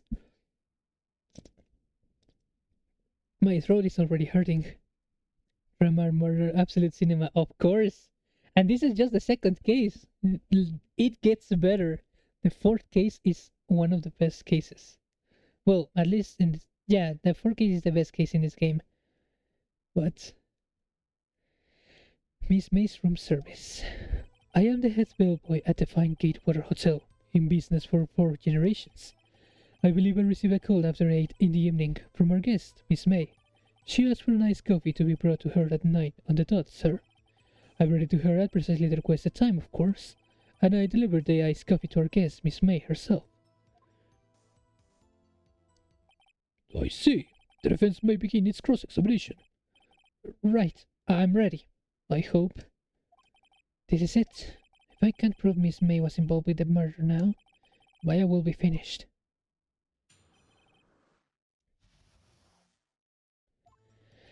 I am the head bellboy at the Pine Gatewater Hotel, in business for 4 generations. What exactly is it you do at the hotel? Why, anything required of me, sir. I check in guests, I check out guests. I clean rooms, I make beds. I even deliver room service, sir. I check Miss May personally. Are you always so prim? Mr. Wright, you will refrain from asking frivolous questions. I believe I received a call after 8 in the evening from our guest, Miss May. Are you sure it was Miss May on the phone? Absolutely, sir. How can you be so certain? I checked Miss May in personally, sir. Not only did I see her in all her stunning radiance, but I also heard her voice. And then I saw them, and I... Uh, um, uh, um... The point being, I remember her quite well, sir. Yes, what then? Ooh, he almost lived there. She asked for a nice coffee to be brought to her at 9 on the dot, sir. 9 on the dot, you say? Yes, I confirmed that detail several times. She was watching a program on the TV and wished to drink after she finished, sir. 9, the time of the murder. I brought it to her at precisely requested time, of course, and I delivered the iced coffee to her guest, Miss May herself. This people wouldn't have any reason to lie, but I have to find something to use in his testimony. One more time, I'll press him until he spills the beans, or his tea. Spill the tea, sis. What's the time? Wait, did I press this one? I don't remember. Precisely 9 then. Precisely, exactly, and most definitely, sir, 9 p.m. How can you be so sure? Miss May was quite insistent that it be brought then. Oh, bellboy, I'd like iced coffee at exactly 9. Something like that, sir. Therefore, I knock on her door at the crack of 9, sir. I wish she be so particular about the time. And I delivered the iced coffee to her guest, Miss May herself. You are sure it was Miss April May herself? Absolutely, sir. Absolutely? Yes, sir, as in so very absolutely, sir. It's an endearing mannerism of mine. How come you're so very certain? Well, when I brought the room service, sir, the guest, sir, favored me with a, embracer, sir. Embracer? Is that French for embrace? It is French for kiss, sir, but not a French kiss, sir, more of a peck on the cheek. Why would she have done that? I believe perhaps she was momentarily swayed by my prim demeanor, sir. It was a moment I shall never ever forget, sir. Sounds pretty fishy to me. I think our Miss May was up to something and wanted the bellboy to remember her. It's no good. There's nothing there. Is that it? This disc. Finally, you understand. This bellboy has absolutely no reason to lie. Now, if you have any decency, you will end this rather tedious cross-examination here. It was a bit tedious. The witness may leave the stand. I can't let this happen, can I? Protest. Oh, wait. Please wait. Yes? Does the defense have something to add? One last question. Let me ask one last question. Your Honor, I must object. This charade of justice has gone on long enough. Now, Mr. Edgeworth. All right, Mr. Wright. I'll give you one more question. That's all. Okay, this is really it now. This is my last chance. What do I ask him about? Room service. Let's save before I screw this up. What do I ask about? Check-in? Maybe like if she checked in with somebody else? Tell me about check-in. Tell me about when you checked in, Miss May. Oh, all right, very well, sir. My first thought was that she was a beautiful, beautiful person. She's just my type of girl, so it was a disappointment, really. I see. Excuse me? What exactly was a disappointment? Well, I am not without charm, sir, but even I'd have a little chance with her lover there. What did she say? What did he say? What did you say? Rather quite. Bellboy, tell us the truth now. Did Miss May checking with another person? Oh my god! The song. So hype. Object. That was objectionable. Objection overruled. The witness will answer the question. Yes, I see. Why did you not mention this in your testimony? Well, sir, you didn't ask. Nice try. That's the sort of thing you were normally supposed to mention. Yes, quite indeed. It was the, good barrister there, Mr. Edgeworth, who... Oh... He asked me not to mention if I wasn't specifically asked, sir. Oh, so those are the little dirty tricks that Edward normally does. You fool! I've done it. I've won. Miss April May checked into a twin room with a man, correct? Yes, sir. Then, when you brought in room service, you didn't see that man in the room. That's right, sir. Hmm. Your Honor, we have just learned of another person involved who may have been the murderer. In light of this new fact, I hold that it's impossible to judge the defendant. Wouldn't you agree, Mr. Edgeworth? And who, Mr. Wright, who is this other person? Simple, it was. Well, the man with Miss May. The man who checked in with Miss May. Oof. Your Honor, as has been previously revealed, Miss April May was tapping the victim's phone. Yet, Miss May herself has an alibi at the time of the murder. However, that does not clear the man that was with her. The bellboy saw no one else in the room at the time of the murder. My, what a convenient little setup. But it's too late. Too late? I suppose you'd like it if it was too late, wouldn't you? Damn! After all, it was you who hid the presence of the other man from this court. Damn! Upstarts. Amateur. These accusations are ludicrous. No. The court acknowledges the defense's argument. I expect the prosecution and defense to look into this matter fully. Am I understood? Yes. Yes, Your Honor. That is all today for the trial of Maya Fey. Court is adjourned. So, second case has 2 days of trial. Well, I don't remember if there was 2 days or 3 days. I think it was only 2.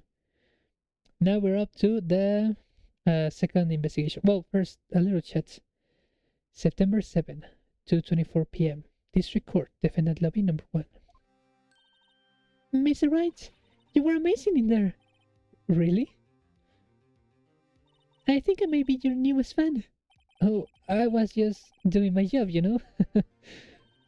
Then again, that other attorney was pretty cool too. Huh? That face of his, with his eyes wide and trembling lips, sent shivers up my spine. If you say so. So, what happens with me? Do I get to go home now? Well...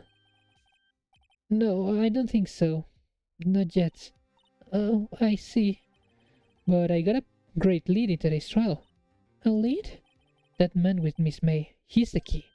Oh, I get it. What happened to Miss May after that, anyway? I heard they arrested her. I guess just learning her charms won't work everywhere. She's probably at the detention center now. I may have to go down there later. Anyway, this case is far from closed. Yes, sir.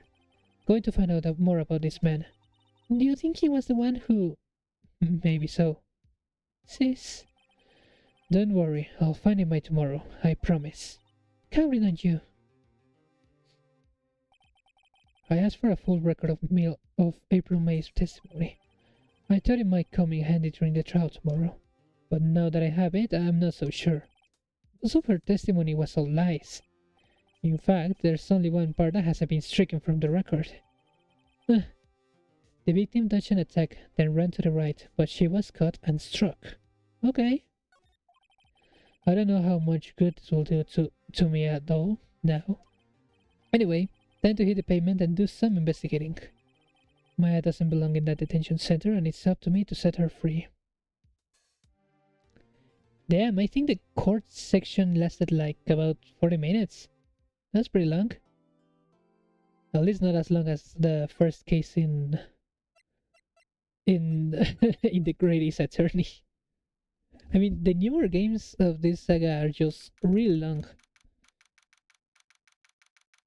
Like, at least the tutorial of like the first case of this game was like 30 minutes? 40 minutes at most? September 7, 3:11 p.m. Detention Center, Visitor's Room. Well, hello! Oh my god, I don't want to do this voice anymore. I didn't expect anyone to visit me in such a dark place as this. It's really quite moving. Not, you stinking liar. I hope you die. Oh my god.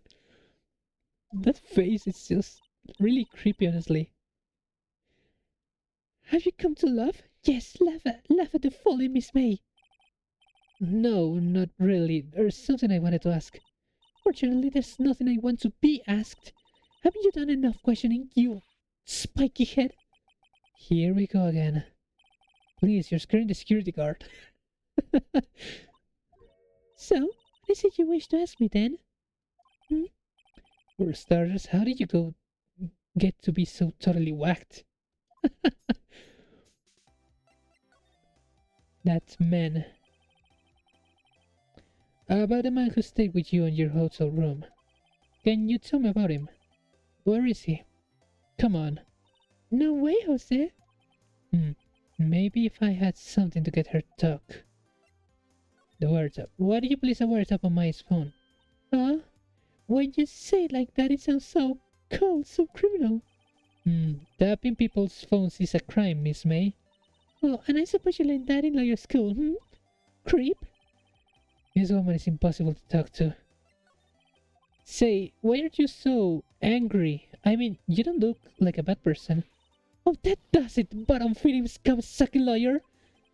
Bottom? I can't tell. Does she have a thing against lawyers? Or just against me? Wait, I think I can examine the guard. This guard monitors the visitor's room. He hasn't moved an inch. Real pro, this guy. Or maybe he just doesn't get to see a lot of women like Miss May here. Every case, the guard has a different description, so... Smile for the camera. Okay. That wasn't any difference.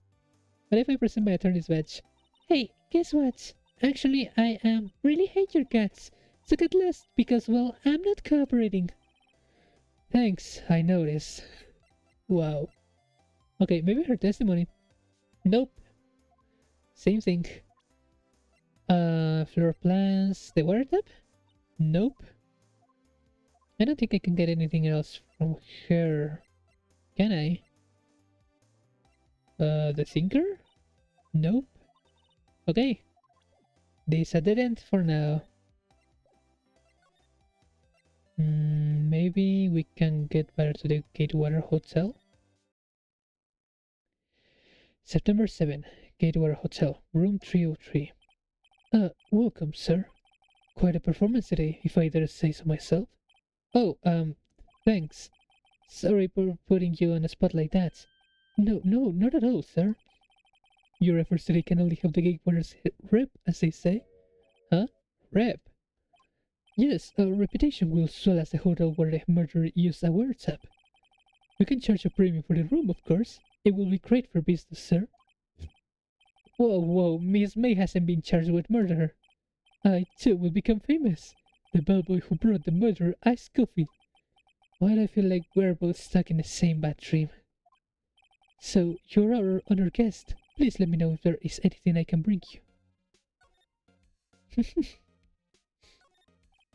Huh? There's still a screwdriver stuck in a drawer. Please leave that as it is, sir. That's the drawer of terror, hiding place of the murderer's wiretap. It's said to become one of the most popular attractions here. Oh my god. This guy's serious. I don't believe it. A vase, as expected. I'm not good with flowers' names. Except maybe tulips and sunflowers. A steel scene painting. Wait, should that be steel? Okay, this is the same. Oh, I missed it. A bottle and 2 glasses rest on the table. Why hasn't he cleaned this up by now? Well, I beg your pardon, sir, but if you could please refrain from touching those. It's part of the decor. I call it the last drink before murder.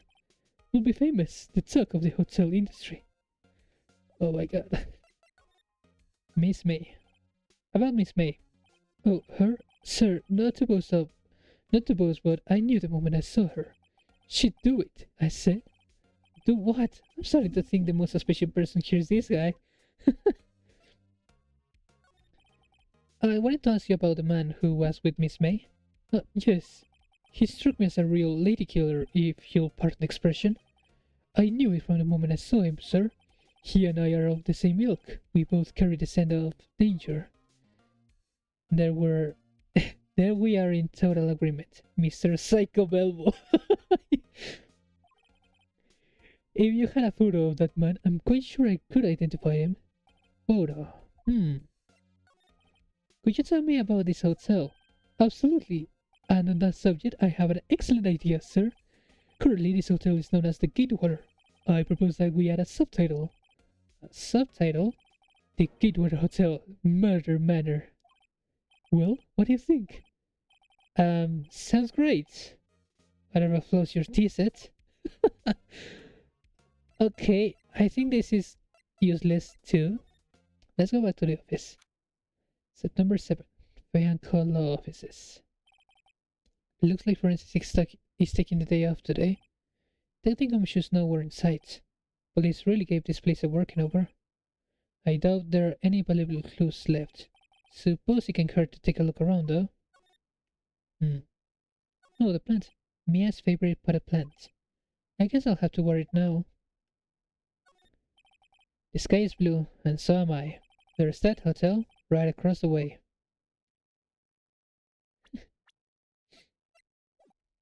An old movie poster. Apparently, this was the first movie that made Mia cry when she saw it. Have to check it out one of these days. Oh. Mia's desk. Perfectly clean, as always. The only thing it's missing is Mia. You couldn't cram more legal books in here even if you wanted to. All the cases that the chief worked on are filed here. Are some of the files missing? Nah, I'm imagining things. That could be important, but apparently not right now. Let's go to the other lawyer's office. September 7th, Grossberg Law Offices. There's something quite big missing in there. Huh, looks like Grossberg is out today. Again. Maybe he's avoiding me for some reason. Oh wait, there's a photo on the desk. Wait, I want to see the painting first. Wait a second. Wasn't there a giant painting hanging on the wall? Yeah, it was a painting of... I think a fisherman, wasn't it? Wasn't a very memorable painting anyhow. Oh my. An expensive potted plant. No idea what kind of plant it is, but it's probably the most expensive one available. Okay, this is the same description. The light is made of solid gold. This is the same. Okay, let's see the picture. What's this? Old photos? There are two lying here. Something's been written in pencil on the backs. DL6 Incident Exhibit A, DL6 Incident Exhibit B.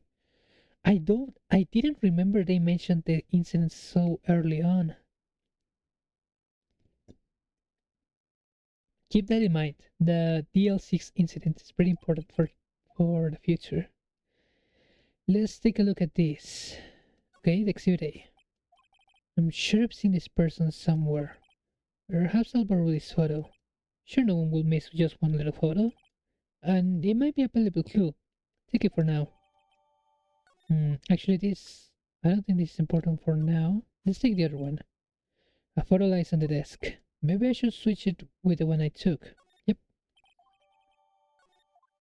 Now that I have a photo, I can go to the hotel and ask. Take a look at this photo. That's him, detective. I'm the lawyer. Oh, I know that. I just wanted to say detective once. You know how it is. No, I don't. Without a doubt, that is the man who checked in with Miss April May. How about I write an affidavit swearing that that's him? An affidavit? This guy is way too excited about it. Okay, I haven't read it. Well, sure, why not?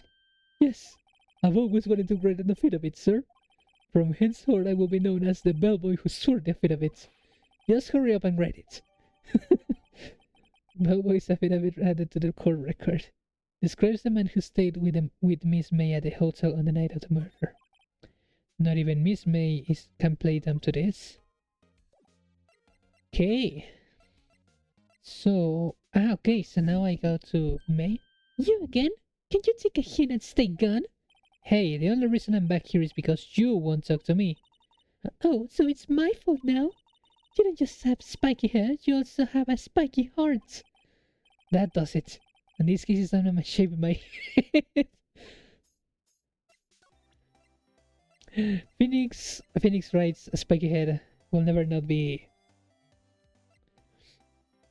iconic. There's no other word. Iconic. Could you have a look at this? What's that? The bellboy's affidavit. It tells us everything he saw. Such as the man you checked in with. Who was most definitely this guy? Now I'm getting somewhere. Pusher. This is it. All or nothing. Time to do a little bluff. No use playing dumb. Indeed, that's an act. If you don't talk, I'm taking this info to the press. What? Even though he should have been witness to the murder, your little friend was missing. I'm sure the press will have a field day with his reputation. Oh, fine, I talk. You win, lawyer. Yes, man, that felt good. It's great to be alive. Why are you pumping your face in the air? Now, tell me about the man you were with. That man, he's my boss. Wright, the president of the information gathering conglomerate, Blue Corp. Wright? Information gathering? Well, I suppose you could call it a detective agency. So this is the man that was with you the night of the murder? I'm scared to talk. I don't want to end up like her. What? It's okay, I'll just ask Mr. White himself. Can you tell me where Blue Corp is located?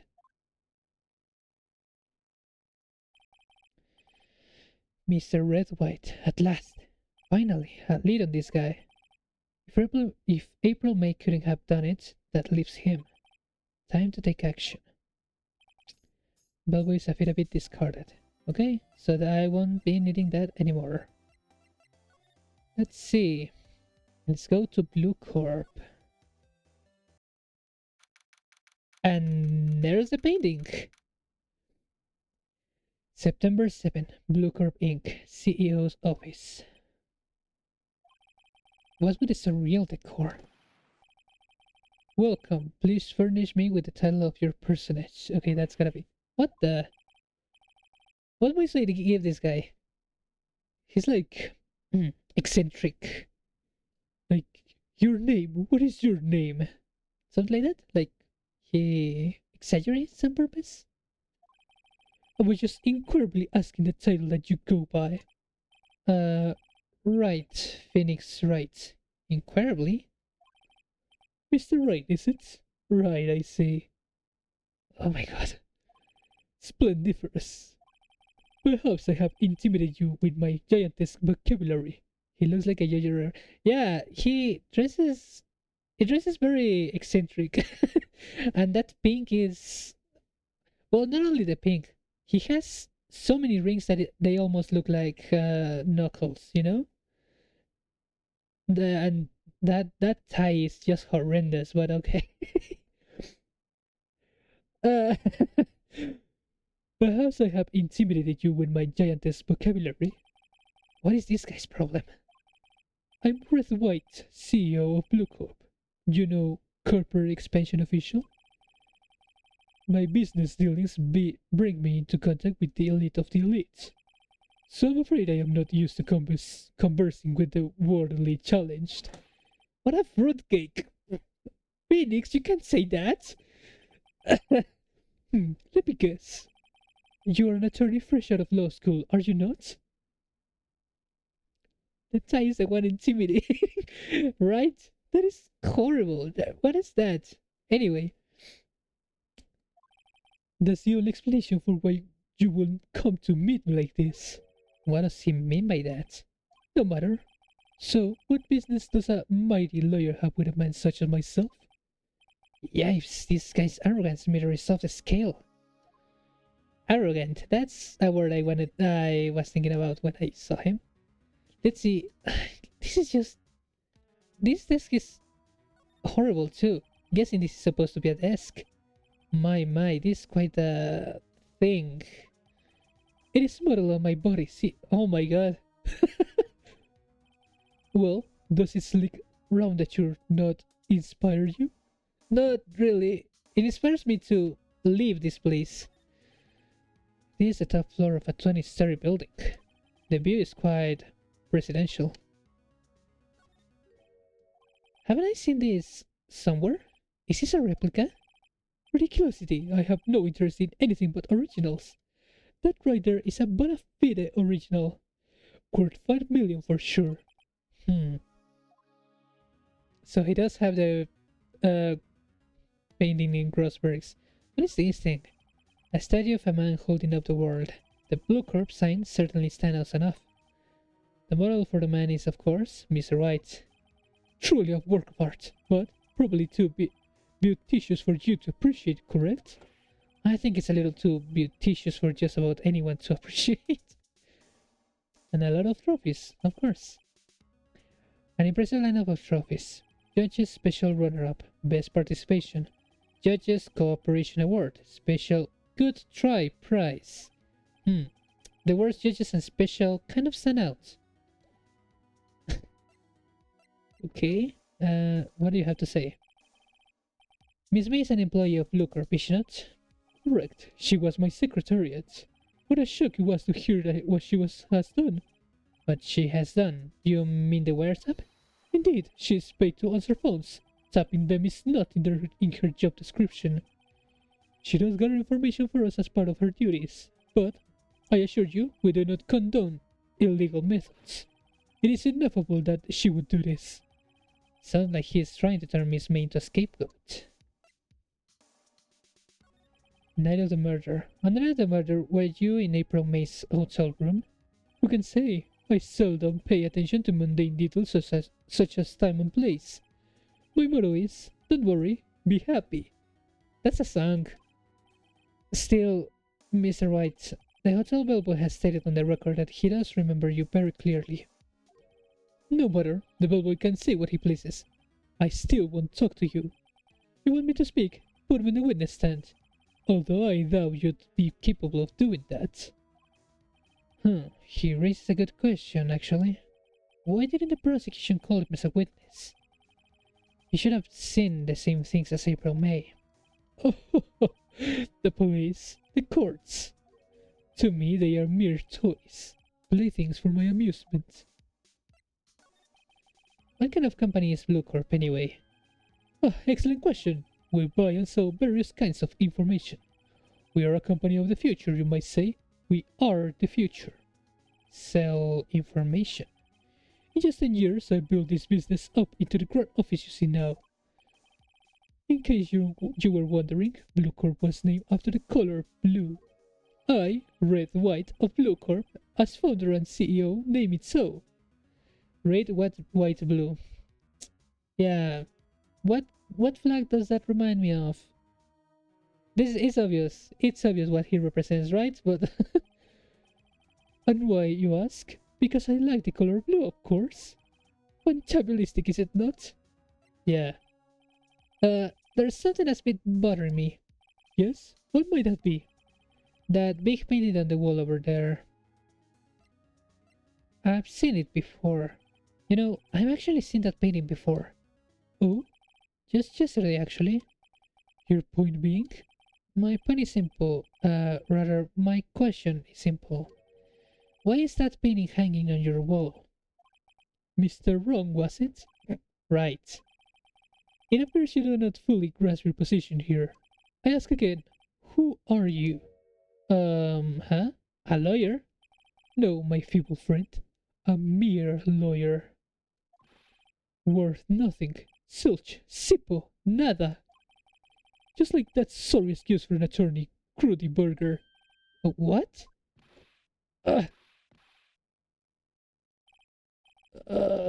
He punched me.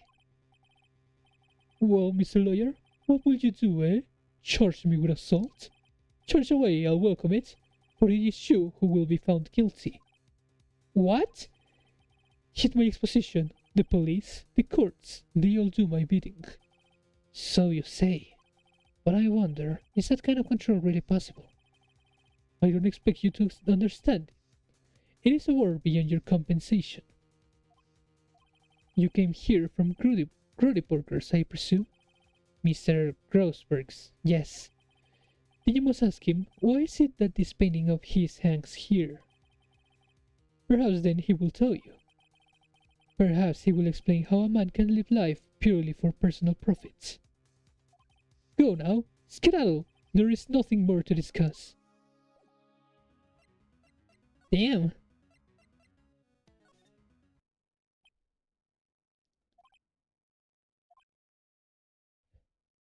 So, I don't think he's noticed me standing here. Maybe I should clear my throat. Ahem! Jumping Jehu spots! Oh, you! What's wrong? You look so pensive, like an old man at the end of his days. I'm not senile yet. I was just thinking about this whole mess. Something's really bothering him. That much is clear. So you came to see the trial? Yes, I did. Something was bothering me all last night, you see. Couldn't get a wink of sleep. Really? What was it? Well, you see, it's just me and sister, that poor girl. My boy, I owe you my thanks, truly. Don't know what I would have done if things had gone poorly for girl. I asked you before, but why did you refuse her request for defense? I think I have a right to know. All right, Mr. Wright. Please, stop saying right. Actually, I wanna give a little parenthesis, a little fun fact. In Japanese, Phoenix Wright's name, I don't know the whole name, but his last name is Naruhodo in Japanese, which is, of course, like understood, if you know Japanese. So, every time they do this right, it's the same in Japanese, you know? They go like, understood, Mr. Understood. Naruhodo. So, yeah, as I said at the beginning, this game loves puns. We're gonna be looking at a lot of them. No, I'm sorry, it's just I need more time to think about it, my boy. He does seem troubled about something. Starting to have a feeling I know what it is. So, I paid Bluecorp a visit. Oh, I see. Mr. Grossberg, I have to admit, something has been bothering me. Oh, what is it? Well, out with it, my boy. You see, it's just that photo of Mr. Wright. Why would you have his photo, Mr. Grossberg? Oh, Naruhodo, exactly. Yes, well, it's been a long time since then. A long time ago?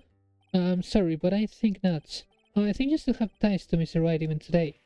Really? Whatever gave you that idea? What connection could I possibly have to an individual such as he? It's pretty straightforward, actually. He's blackmailing you. That could be it. Or he's giving you information. But I think he's blackmailing you. Mr. Wright has something on you, doesn't he? Blackmail? I don't know what you're talking about. Mr. Rosberg, sir. There was a giant painting hanging right there the other day, was there not? The one you said you had no intention of parting with? Well, I saw it. Today. It was in the CEO's office at Bluecorp. Red White's office. So you noticed. Suppose I should have guessed you would. It is a large painting. Mr. Grossberg, tell me what happened. Red White is a man who makes his living through intimidation. Bluecorp is a company that excels in finding people's weaknesses, I'm afraid. I've been paying them for 15 years now. 15 years? All because of the DL6 incident, as you may have guessed. The name on the back of those photographs.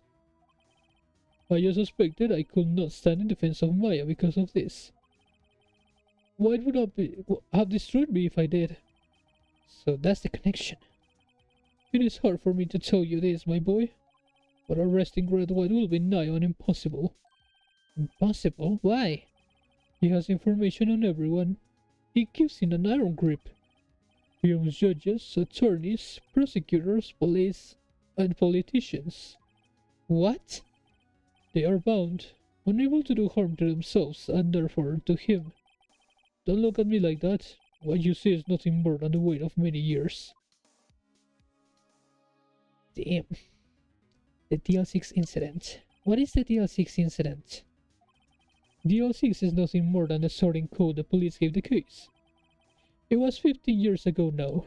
I received a request from a medium. A spirit medium. A medium? Her name was Misty Faye. Faye? Indeed, she was Mia's mother. She had been investigating the murder at the bequest of the police, and she failed.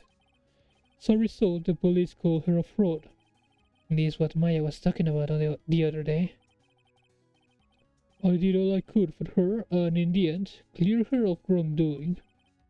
That murder case, however, remains unsolved to this day. That case is the DL6 incident. But why were you blackmailed over this, Mr. Grossberg? The DL6 incident was top secret at the time. It made sense. The police didn't want people to know they were using a medium. They couldn't let people know. But one person found out. I told him. You told White? He offered me riches. It is an embarrassment to me now. Because I talked, the police were mocked far and wide.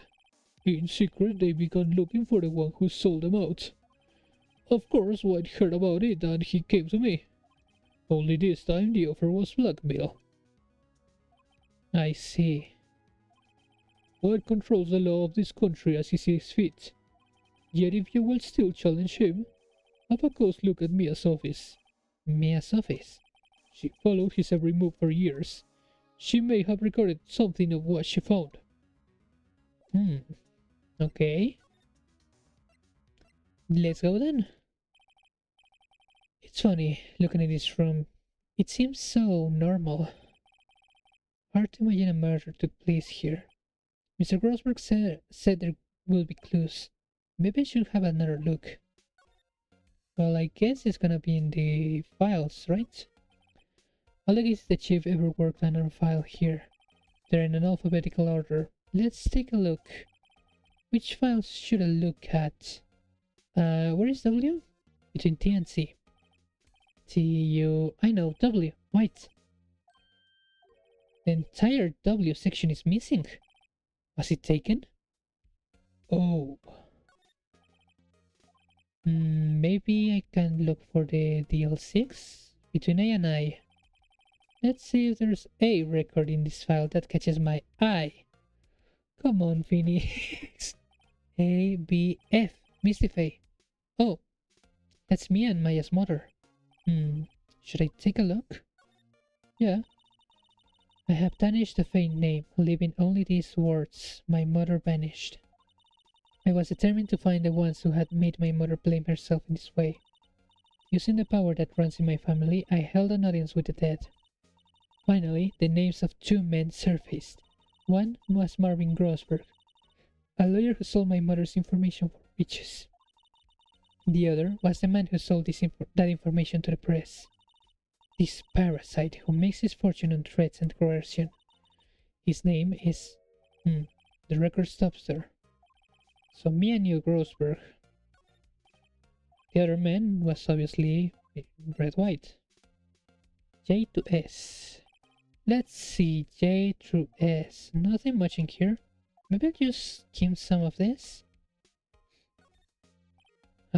Well, no harm in flicking through a bit, yes.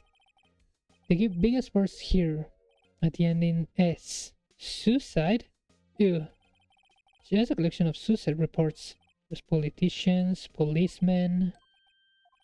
There's writing on most of this in pencil. White. This is Mia's handwriting. Wait, I get it. Mia thought he was involved in these suicides. White dropping all too. I can use these newspaper clippings. Let's find the most disturbing one. The most is... Oh my god.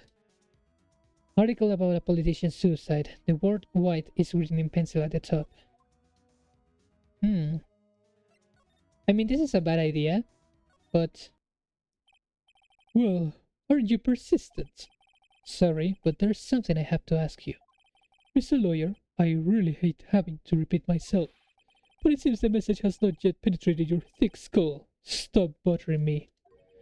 If you try my patience further, I fear a nasty accident may occur. Do I make myself clear? Transparent. So, we're gonna risk it. Let's show him the newspaper clipping. It's the only clue that Mia left me. I'd better make this one count. Mr. White, see this? It's an article describing the suicide of a politician. He was embezzling secret government funds. Then, one day, word got leaked to the press. The very next day, he took his own life. And this concerns me how? I found this article in Mia's office. Miss Mia? She had a file filled with articles like this. Every one of them was labeled with a single word. White. Mr. White, I know what you did to this politician. You blackmailed him. Blackmail? Not just him, either. You were threatening and coercing hundreds of others. You were involved in all of the suicide cases that Mia investigated. This company built on blackmail.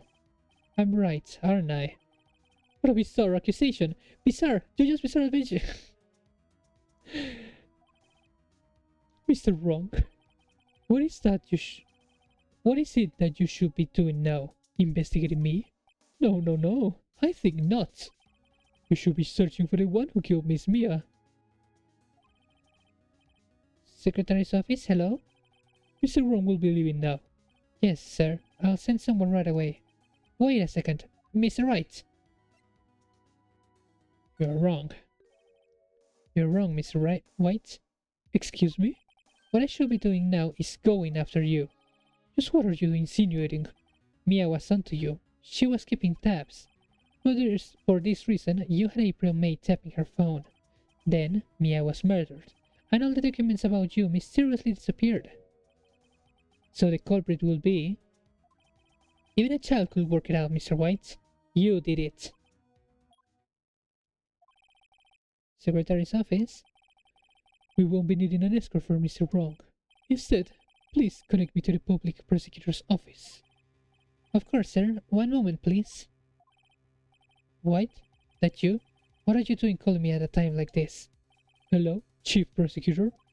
I've changed my mind. I want to testify tomorrow. What's this about?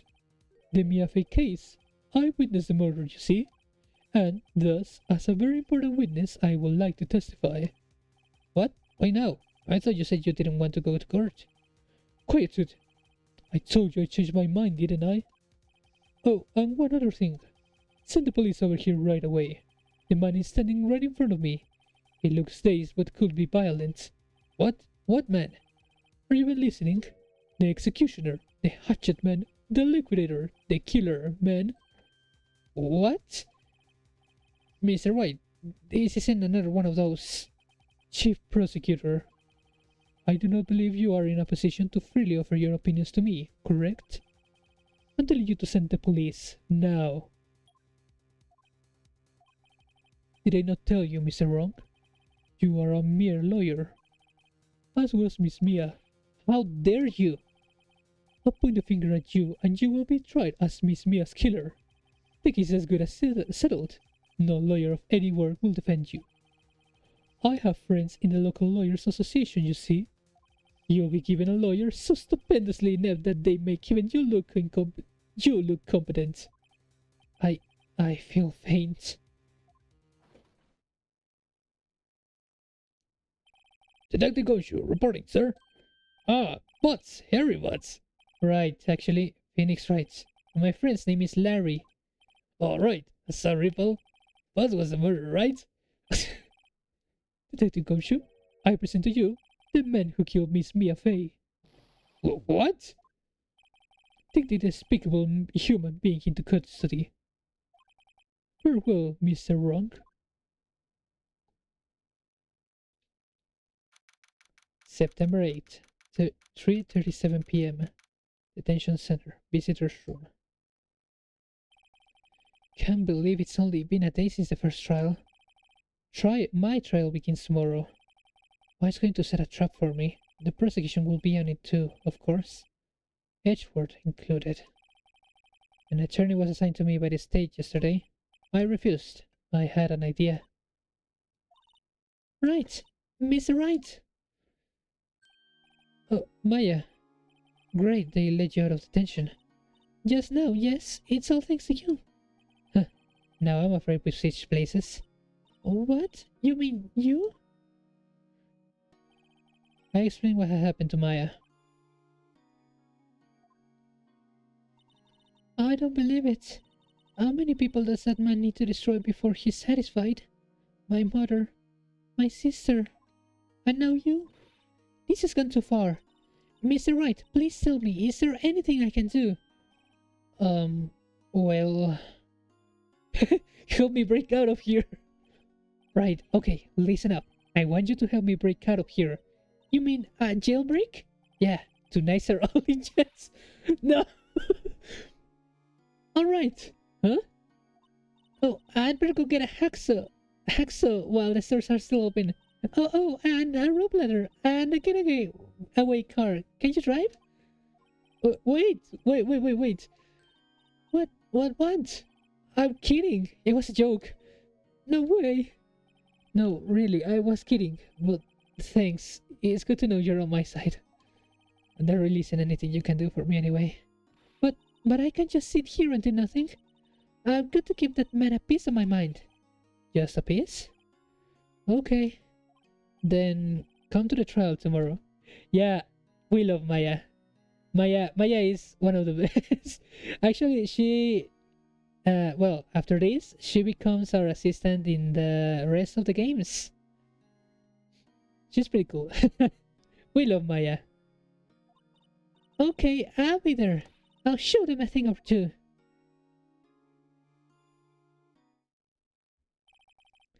Times may change, yet with crime is the same old story. In fact, it's gotten worse. Lengthy court proceedings are no longer realistic. Beginning a few years ago, a limit of 3 days was put on initial court trials. Almost all finished in a day, most with a guilty verdict. I never thought I would end up in the defendant's chair myself for this case. With a true culprit appearing as I was star witness. This is it. Tomorrow it's me or him. To be continued. On to the great finale! Last day of court. Let's save. Day 2 trial. Day 3 trial. September 9, 9:52 a.m. District Court, Defendant Lobby number 1. Well, I guess this is it. Yeah. One way or another, this case gets decided today. Phoenix, look! Oh my god, Edgeworth! Prosecutor Edgeworth. I received a call from the Chief Prosecutor's office yesterday. I was told that whatever Mr. White says today, it will be the absolute truth. No matter how you try to attack his testimony, if I raise an objection, I have it on good faith that the judge will listen to me. What, does White have the judge in his pocket too? So you're saying I'm going to be guilty, end of story? I will do anything to get my verdict, Mr. Wright. Anything. Why? How can you torment an innocent person like this? Innocent? How can we know that? The guilty will always lie, to avoid being found out. There's no way to tell who is guilty and who is innocent. All that I can hope to do is get every defendant declared guilty. So I made that my policy. Edgeworth, you've changed. Phoenix, you know him? Don't expect any special treatment, Phoenix writes. Phoenix? Well, court will be starting soon. What? But wait! Your defense attorney isn't even here yet. They're not. I'll be defending myself. What? Okay, let's do this. There's angst between them. I'm gonna be telling you right now, the most famous ship on this game is between Phoenix Wright and Miles Edgeworth. The Joey wins.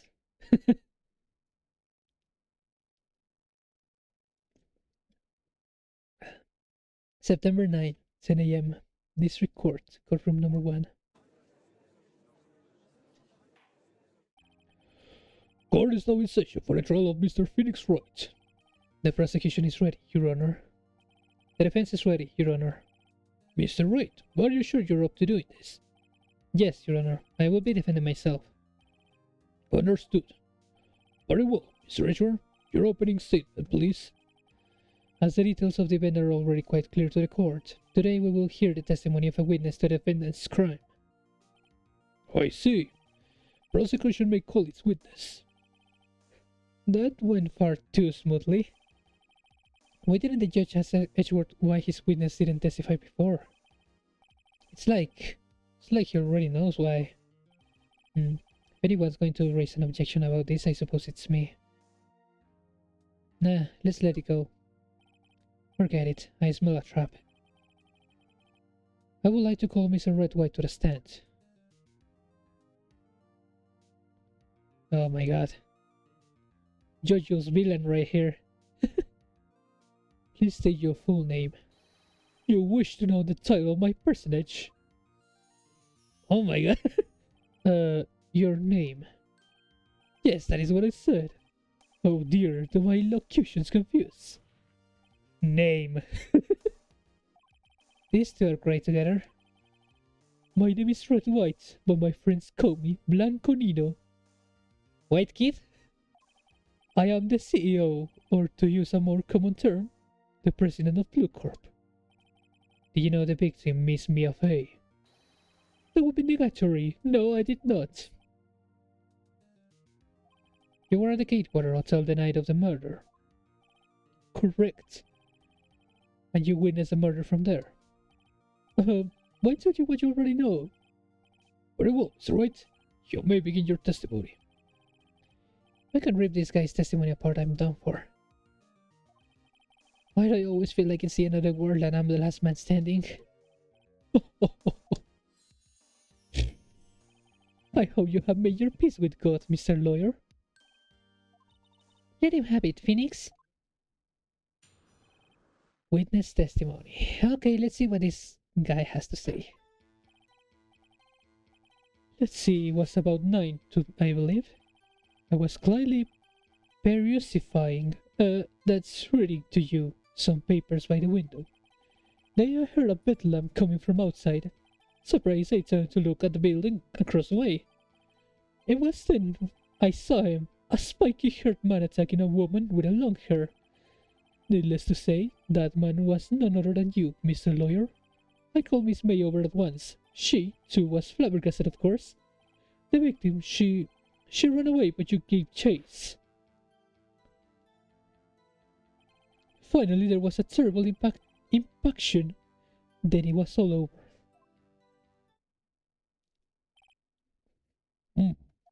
If things occur as you testify, then I'm afraid the defendant is guilty. Very well, defendants. I mean, Mr. Wright. Your cross-examination. Yes, Your Honor. Damn. Okay. Let's see, it was about 9, I believe. How do you know? How do you know what time it was? Because I'm always absolutely perfect, you know? No, you're not getting away with that. You're so mistrusty, Mr. Lawyer. So, what was the purpose of our secretary again? Anyway, Miss May ordered room service for 9. It happened soon after the room service arrived. That's what Miss May said too. True, the bellboy who brought the coffee saw Miss May. But he testified that he did not see you at the time. This is your concern? Silly lawyer, Miss May received the coffee outside the room. Of course he could not see me. He will need X-ray vision to pull off something like that. Hmm. Tell us, what were you doing at the time? I was quietly perusing, that's reading to you, some papers by the window. By window, you mean the one directly across from Fay and Cole offices? Correct. That is the only window you see. And there you were reading. Papers? Correct. The gatewater's a businessman, Soto, and I am a busy man who had business to do. Then I heard a bedlam coming from outside. Ah, bedlam? Must have been when you attacked, I assume.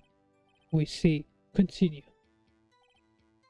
Surprised, I turned to look at the building across the way. So you were reading your papers until you heard that sound. But of course, I am no snoop peeping out of windows at night. No snoop? Yeah, right. You made a career out of snooping.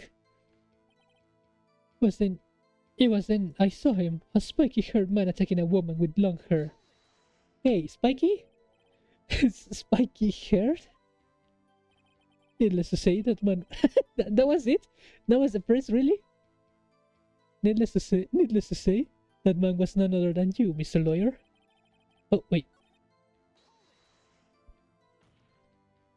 What you just said directly conflicts with Miss May's testimony. Miss May clearly stated that the assailant looked like a girl. I've always been proud of my eyesight, Mr. Lawyer. Just what is your eyesight?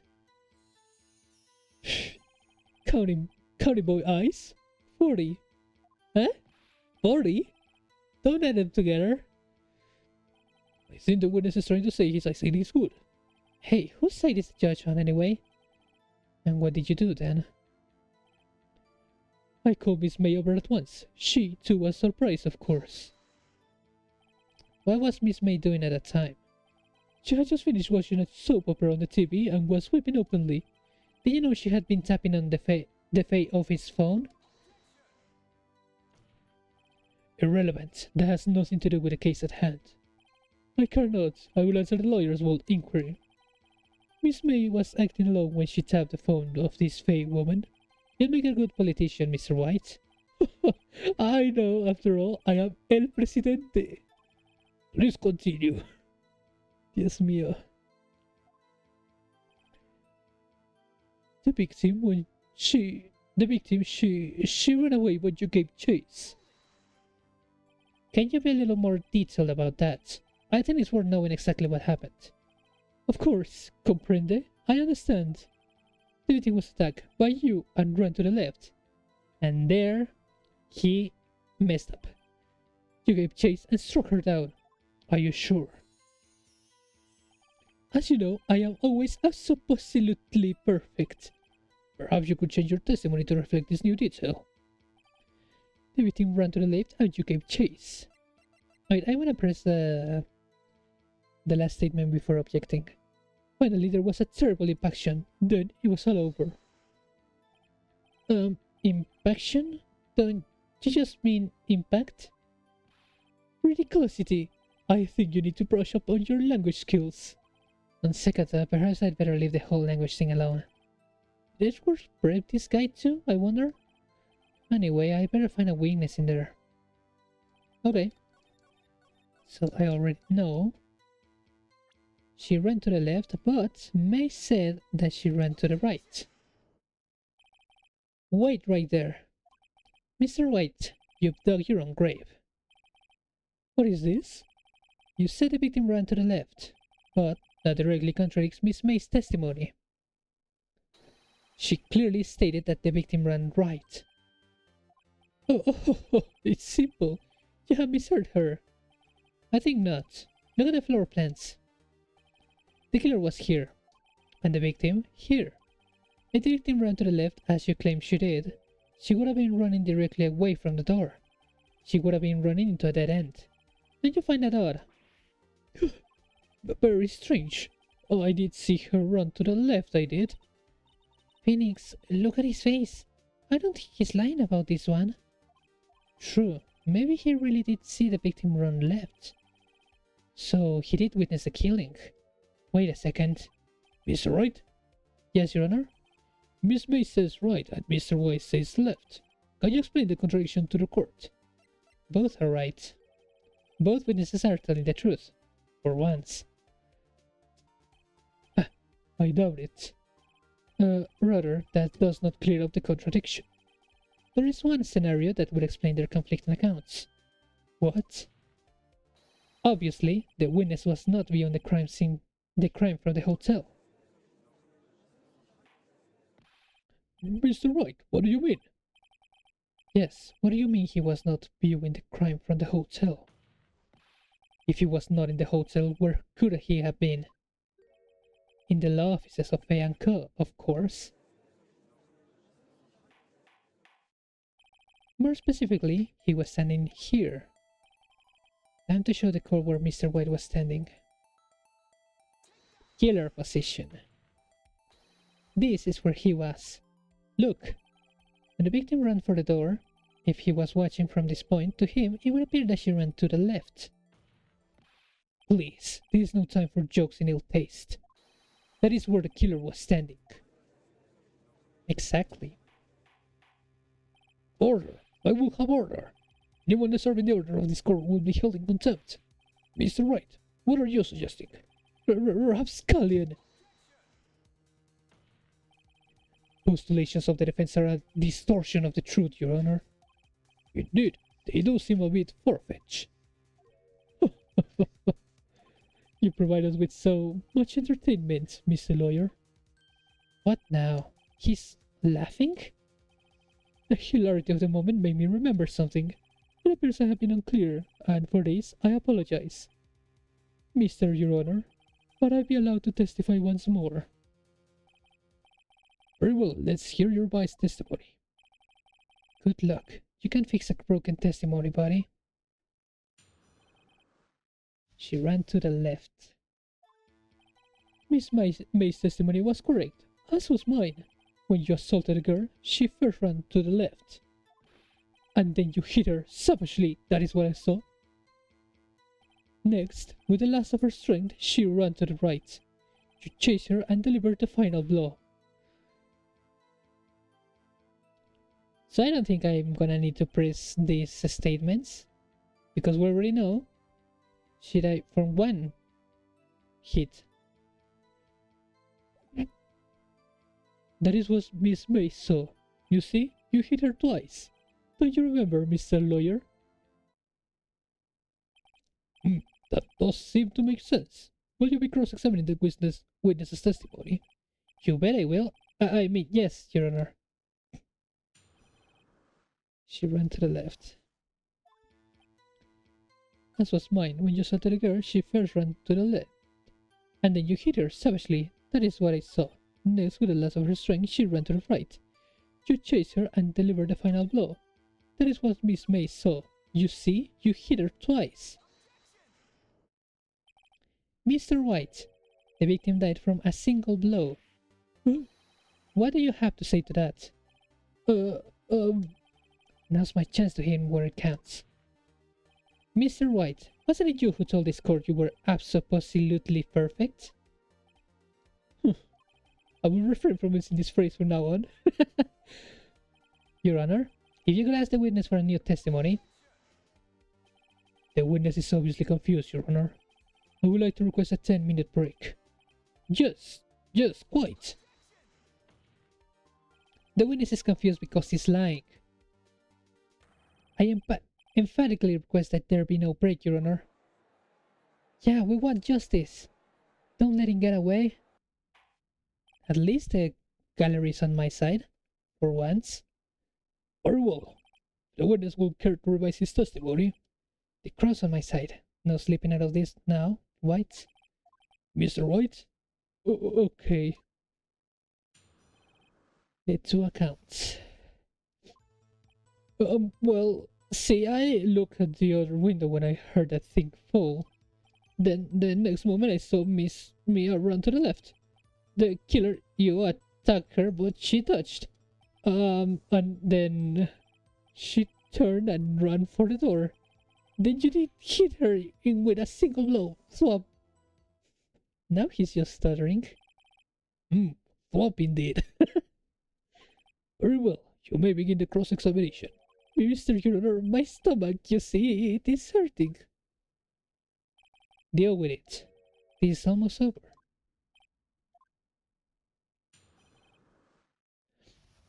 Phoenix Wright can be such a savage sometimes. Okay, I don't have a... Let's press. You heard that thing fall? What exactly was that thing? Huh? That? The glass light stand. Right, the one that had fallen over at the scene. Phoenix, doesn't something about that strike you as odd? Yeah, that is odd. I'll press further.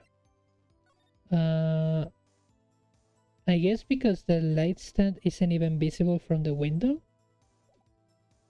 And he just mentioned it like directly. Mr. White. Huh? What? You're saying you saw the glass light stand? Yes. Then change your testimony to reflect that. Sorry, my bad. The witness will revise his testimony. Okay, of course.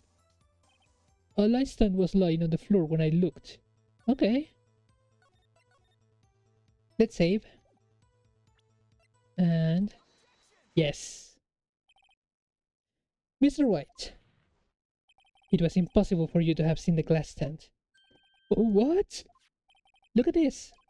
These are the floor plans to the scene of the murder, right? Correct, Your Honor. Now, look. If you were to look through the window at the office, this is the area you will be able to see. Here. Well, the dead stand is not within the visible area. Well, Mr. White? What do you have to say to that? Ridiculosity.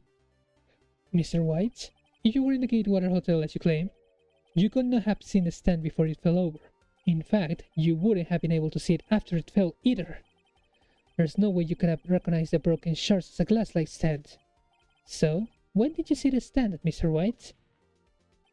It must have been the moment that it fell. And the only place you could have seen that from is inside the Fay Law offices. In other words, you were at the scene of the crime when the murder took place. Gah!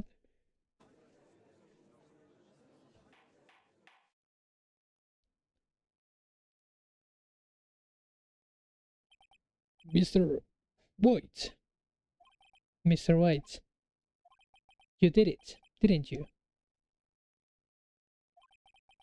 Mr. Your Honor. I... Miss Mia. Looks like we're about to get our verdict. That's far enough, Phoenix Wright. What? I forgot about Edgeworth. Mr. White. I think the time has come. Shouldn't you confess your crime now, hmm? What? I said you should confess your crime. Ergo, confess that you placed the wiretap. The wiretap? He's trying to indict him. Order. Making him look like guilty of one crime to be free of the other. Mr. Edgeworth, explain to the court what you mean by this. Distinguished members of the court, Mr. White is slightly confused. Allow me to explain. I really don't like the way this is headed. As you know, Mr. White is the CEO of Blue Corp. He ordered his secretary, Miss April May, to tap the law offices of Miss Fay. What does that have to do?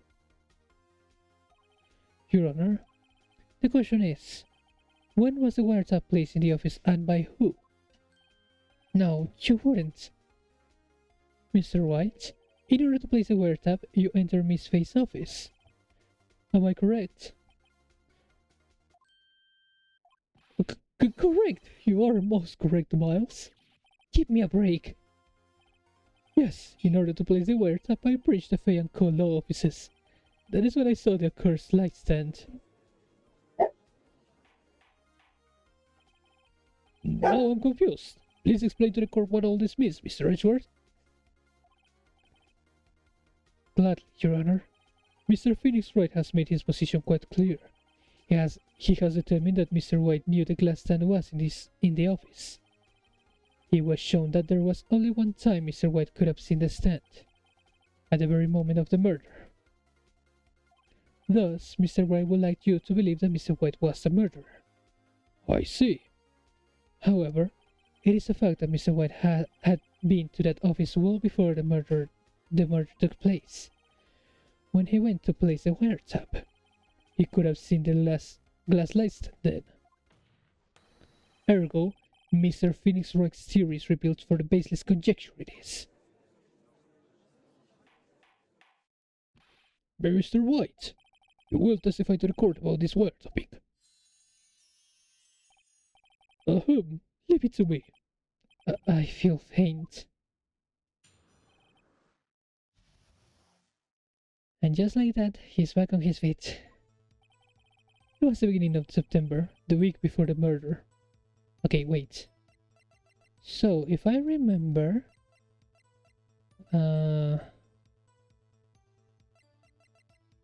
Okay, no, I don't have anything. Something that says a date. Okay. The week before the murder, I had entered the Fay & Co. law offices. Of course I had done so to please the wiretap. That is when I saw this glass light stand. So you saw the stand before the night of the incident. This is how you were able to identify what had fallen over, by the sound? Correct, that is right. I see. Very well. Mr. Wright, you may cross-examine. Gah, what am I supposed to do now? Good luck, Phoenix. Wiretapping. Do you have proof? Miss April May knew the details of Miss Faye's phone conversation. This proves that the wiretap was placed before the murder. Right. I had entered the Fay & Co. law offices. Was it really you that went into the office? Or was it Miss May? Unidentified fingerprints several days old were found in the Fay & Co. law offices. Those were obviously Mr. White's. And if I know Edgeworth, he's already run and checked on those prints. Now, Mr. White, tell us why you went to the Fay & Co. law offices. Of course I had done so to place a wiretap. Why did you tap me as phone? This has no bearing on the current case, Your Honor. Your group is a detective agency of sorts. We have a responsibility to protect client confidentiality. That is when I saw this glass light stand. Why did you notice something as innocuous as a light stand? The light stand was made entirely out of glass. It was quite stylish, so I guess it made a lasting impression on me. Such a fictitious thing deserves attention, does it not? That is so. Damn it, there's nothing there for me to press him on. Oh well, maybe he's rattled enough that I can bluff something out of him. Huh. Broken remains of a glass light stand, broken beyond all recognition. Maybe that? Uh-oh, don't tell me I run out of ammo. I'm afraid that's as far as you go, Mr. Wright. The time has come for you to admit your defeat. You fought honorably. No more. I can't take this anymore. Mr. Wright, are you giving up? Yes, Your Honor. Phoenix, over here. I know that voice. Mia? Never give up, Phoenix. Mia?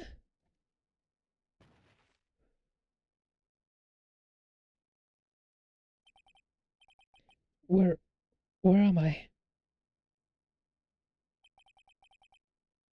The waiting lobby? What happened? Oh, right. I lost the trial. I was hallucinating. You're finally awake? Ah! Hey, Phoenix. Gag?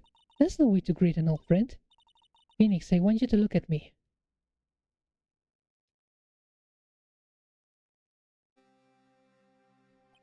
You are Maya? Didn't you know the Fae women have strong psychic powers? When you accepted your defeat in court, it appears there was enough of a shock to awaken Maya's true powers. So Maya is channeling you, Mia? That's right. I am Maya, but I'm also Mia. Now, I want you to listen to me, Phoenix. Maya never gave up. You can't either. That's what I came here to tell you. But we don't have much time, Phoenix. Now listen. You already won. Huh? You have that receipt in the court record, right? Oh yeah, the one you wrote Maya on. Phoenix, White wrote that, not me. So, what do I do with it?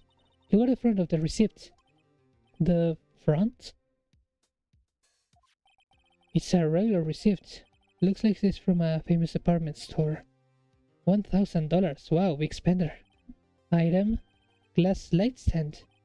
Date of purchase: September 4. September 4? That's right, Phoenix. I bought a stand the day before I was killed. Whoa. Now, what did Mr. Wright say in his testimony? It was the beginning of September, the week before the murder. He said he saw the stand the week before the murder. There you go. I think the court is about to reconvene. Go do it, Phoenix. You know you're innocent. Now you just have to prove it. Right. Receipt updated in the court record. So yeah, Maya can channel spirits. And every now and then Mia is going to come check on us. Not too regularly, but every now and then. September 9, 1:16 p.m. District Court, courtroom number 1. Court will now reconvene for the trial of Mr. Phoenix Wright. Is the defendant rather... Oh, you're right, Mr. Wright. Yes, sorry, Your Honor. I'm fine now. Then let's start where you left off. Your Honor, there is nothing to go back to. The cross-examination of Mr. White is finished. All that is required now is for you to pass judgment on the defendant Phoenix Wright. Your Honor, please, give me one more chance. Promise you, this is the last time I'll ask you. But Mr. Edgeworth has noted the trial is more or less finished. Mr. Edgeworth, do you have an opinion on this matter? I say, let us give Mr. Phoenix Wright his last chance. Very well. You may begin your cross-examination. The wiretapping. Okay. Was the beginning of September. Okay. Well, we're ready now. Look closely at this. See the word Maya written in blood? You're grasping. I think not. Look at the other side of the receipt. The other side? Your Honor, would you tell the court what is written on the other side of that receipt? Well, a glass like that. The date of purchase? Why, that's the day before the murder. You see? Mr. White, when you allegedly entered Payanko law offices at the beginning of September, the stand couldn't have been there. My God. Well, Mr. White, can't get out of this one, can you? No, it's impossible. Uh-oh, he's losing it. Well, Your Honor, I understand there must be quite a bit of pressure on you. But I think you'll agree you can't judge me guilty under these circumstances. Very well. Then that is all for the trial of...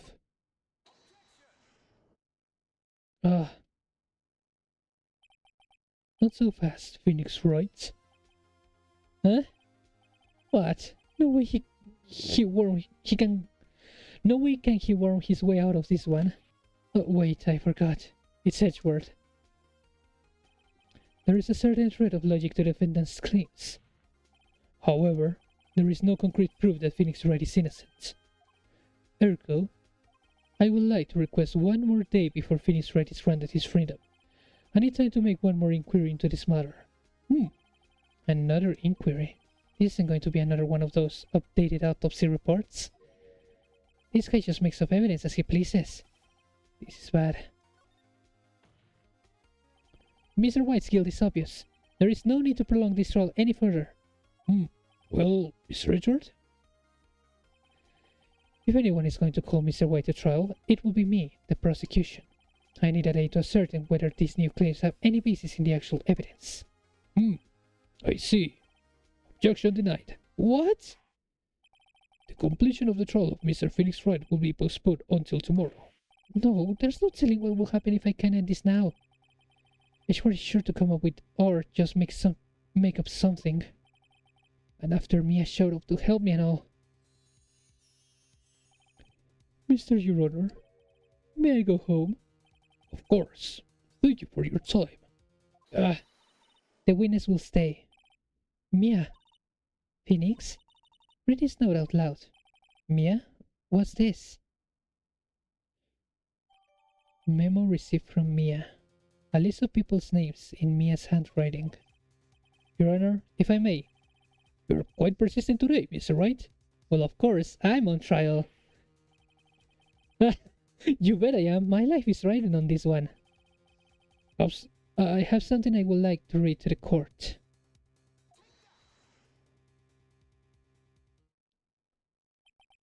The memo Mia had given me was a list of names. Many of them sounded strangely familiar. People in finance, famous celebrities. That's when it happened. Stop! Desist! Halt! Please stop! Make him stop! Oh, how did you get the list?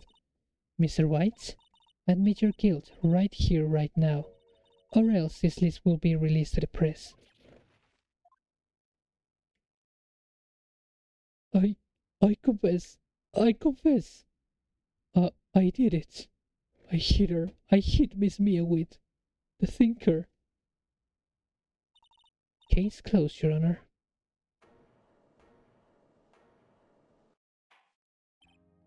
Well, I see no reason to continue this trial. Mr. Wright? Yes, Your Honor. You've done it again. That was quite a spirited defense. Yes, Your Honor. I guess you could say that. If only you knew how spirited it was. Ah. Well, this court finds the defense, rather the defendant, Mr. Phoenix Wright, not guilty. Yay! My god, I didn't remember the case to be that long. That is all. This court is adjourned.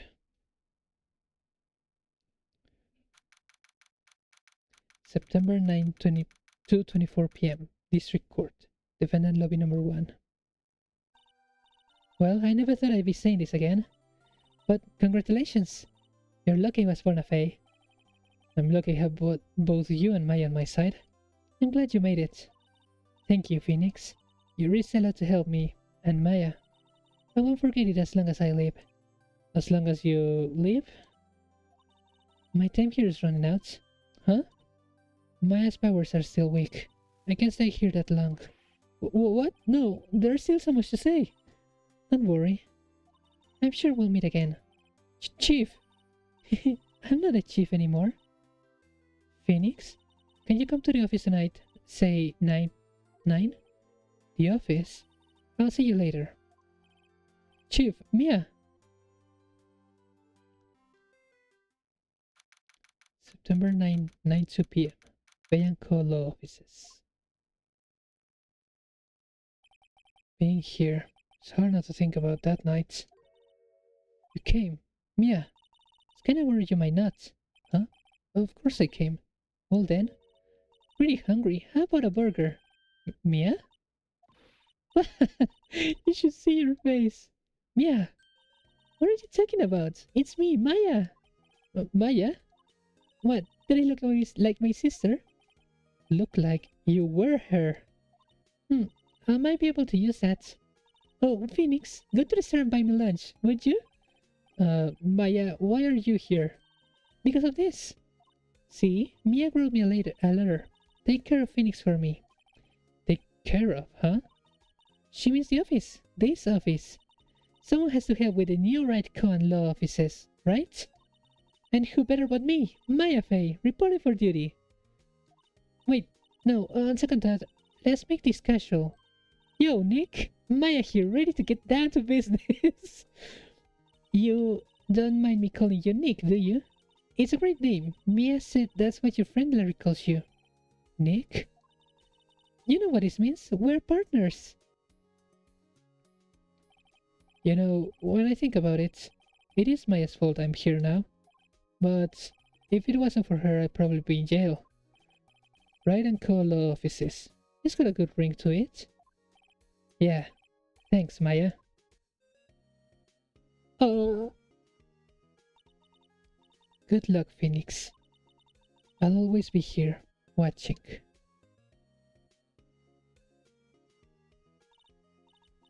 Right, okay, Nick, let's do it. Huh? Do what? Burgers, dummy, burgers. There's a great burger just down the street. Come on, time's a wasting. Okay, wait up. The end. Oh. Episode 3. And second to last. Well, actually, this game has 5, but the 5th one was added like later. Uh, like around the time when the original trilogy ended, they started. Well, they were going to start a new trilogy, but they went back and they remade these games because they were originally for the Nintendo DS. The 5th case was made as part of the remake, well, the remaster more closely, to add some of the new mechanics that were going to be added to the next trilogy. And it doesn't really have, I mean, it is a really good case. It has its own really big story, but it isn't like the biggest in this continued story, you know? But yeah, that was the end of chapter 2. 2 of 4. Well, 2 of 5, technically. My god.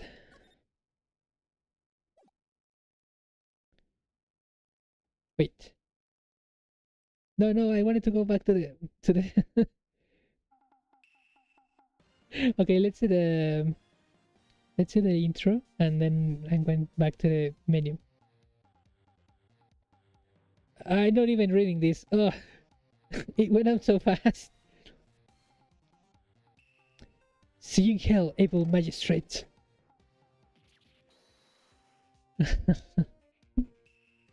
The warrior's sword gleam and strike in the moonlight. One has fallen, but who? Only the moon knows. Don't miss next week's exciting episode. The Dark Messenger returns.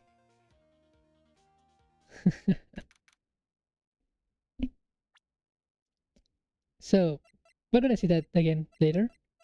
But how do I get back to the title? Okay, yeah. So those were the first 2 episodes of the.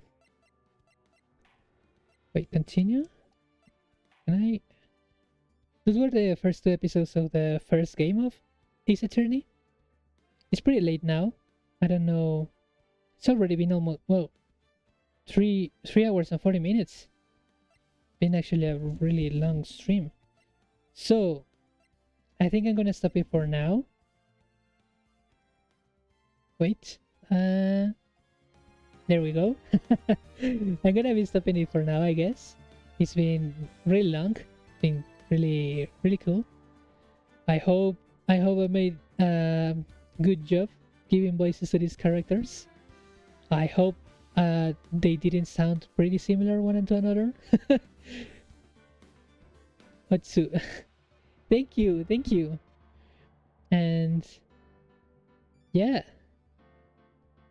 that's been the first 2 chapters of Ace Attorney. One of my, I really love these games, honestly, and I hope I get to keep playing this because I think Trials and Tribulations is one of my favorites. Yes, I know. They have really good cases, and oh my god, the characters. Actually, I don't remember. Justice for All. Okay, yeah. This one's also good. and the prosecutor is also cool. But yeah, next is Turnabout Samurai. I don't know when I'm going to be playing the game again.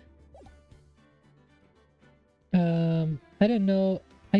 I think maybe tomorrow. I was hoping to do something different, or maybe I can keep playing this for now. You know, get some get some work on the vocal cords. I will see. I will see. I will be. I will be noting it down on the what was it? The schedule on the Twitch page. Because yeah, on my channel you can already see I put a schedule for. I think it was automatic. Like every Thursday it says attorney. But I don't know if maybe I can play tomorrow again, or if I'm gonna be doing something else. But yeah, I hope you liked it. I hope you enjoyed it. And thanks for watching.